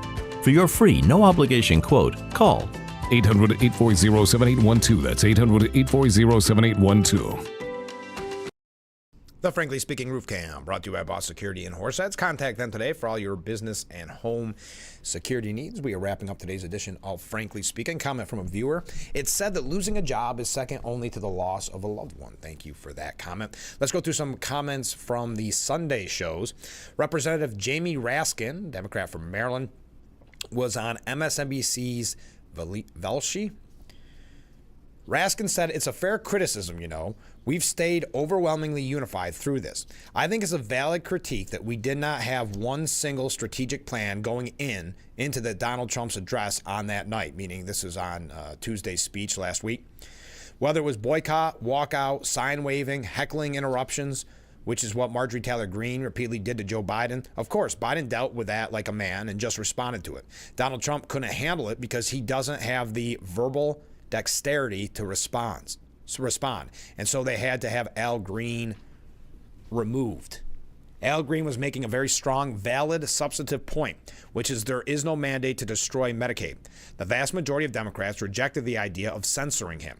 And really, if we were censoring anybody, it should have been Donald Trump, who I don't think had been back to our chamber since he incited a violent insurrection against us. And when he used his pulpit in order to call a sitting member of the United States Senate Pocahontas. So I think a racial and ethnic slur from the president was a far greater insult to the dignity and decorum of our chamber. Democrat Senator Andy Kim was on CNN's State of the Union saying that Trump is bringing civility in politics down and the Democrats are matching his level. Well, you know, this was the third time I was in the chamber for President Trump giving an address to a joint session.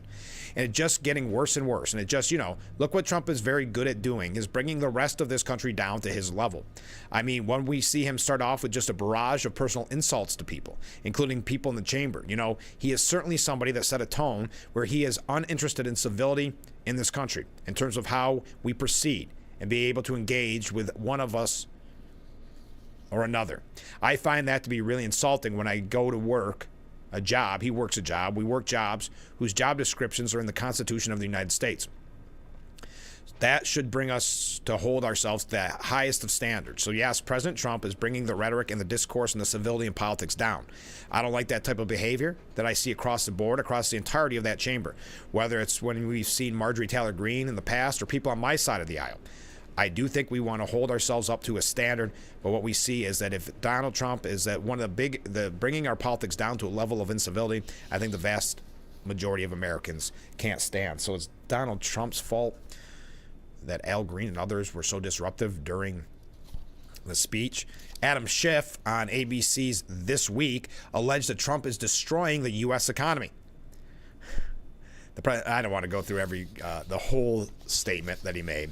But they're destroying the economy, and they're making it harder and harder for Americans to afford anything.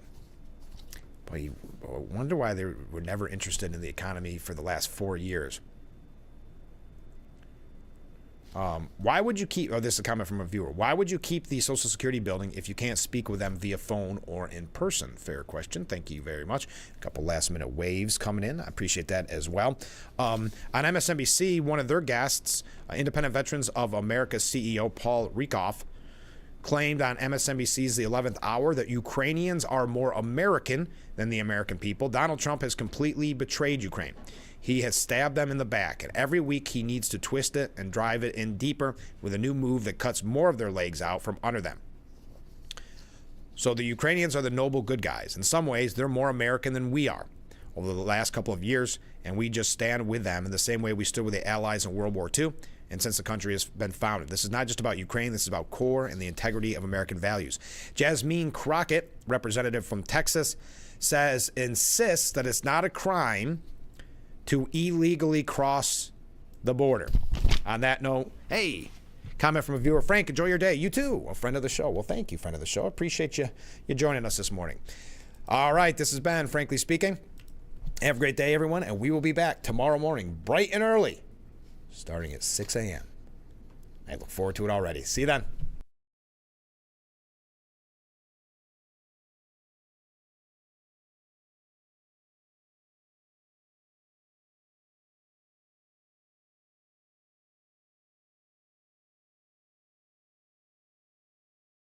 Every year, millions fly with us at Allegiant because together, we go places. We see old friends and try new things. We laugh. We really like to laugh. And reconnect. We remember. And we wander, which leads to wonder. From how we go to where we go to what we do when we get there, we go further together. This was our last chance to show who our son was. I can't say enough about pre-planning. When you are in those moments, you are not thinking clearly. We showed up for the remembrance, and we walked in, and we just, wow. It was arranged perfectly. Yeah. I certainly could not have done that in that moment. So to have those pre-conversations, it's really important. Visit carpentersphillipsflint.com to learn more about our family-owned funeral homes.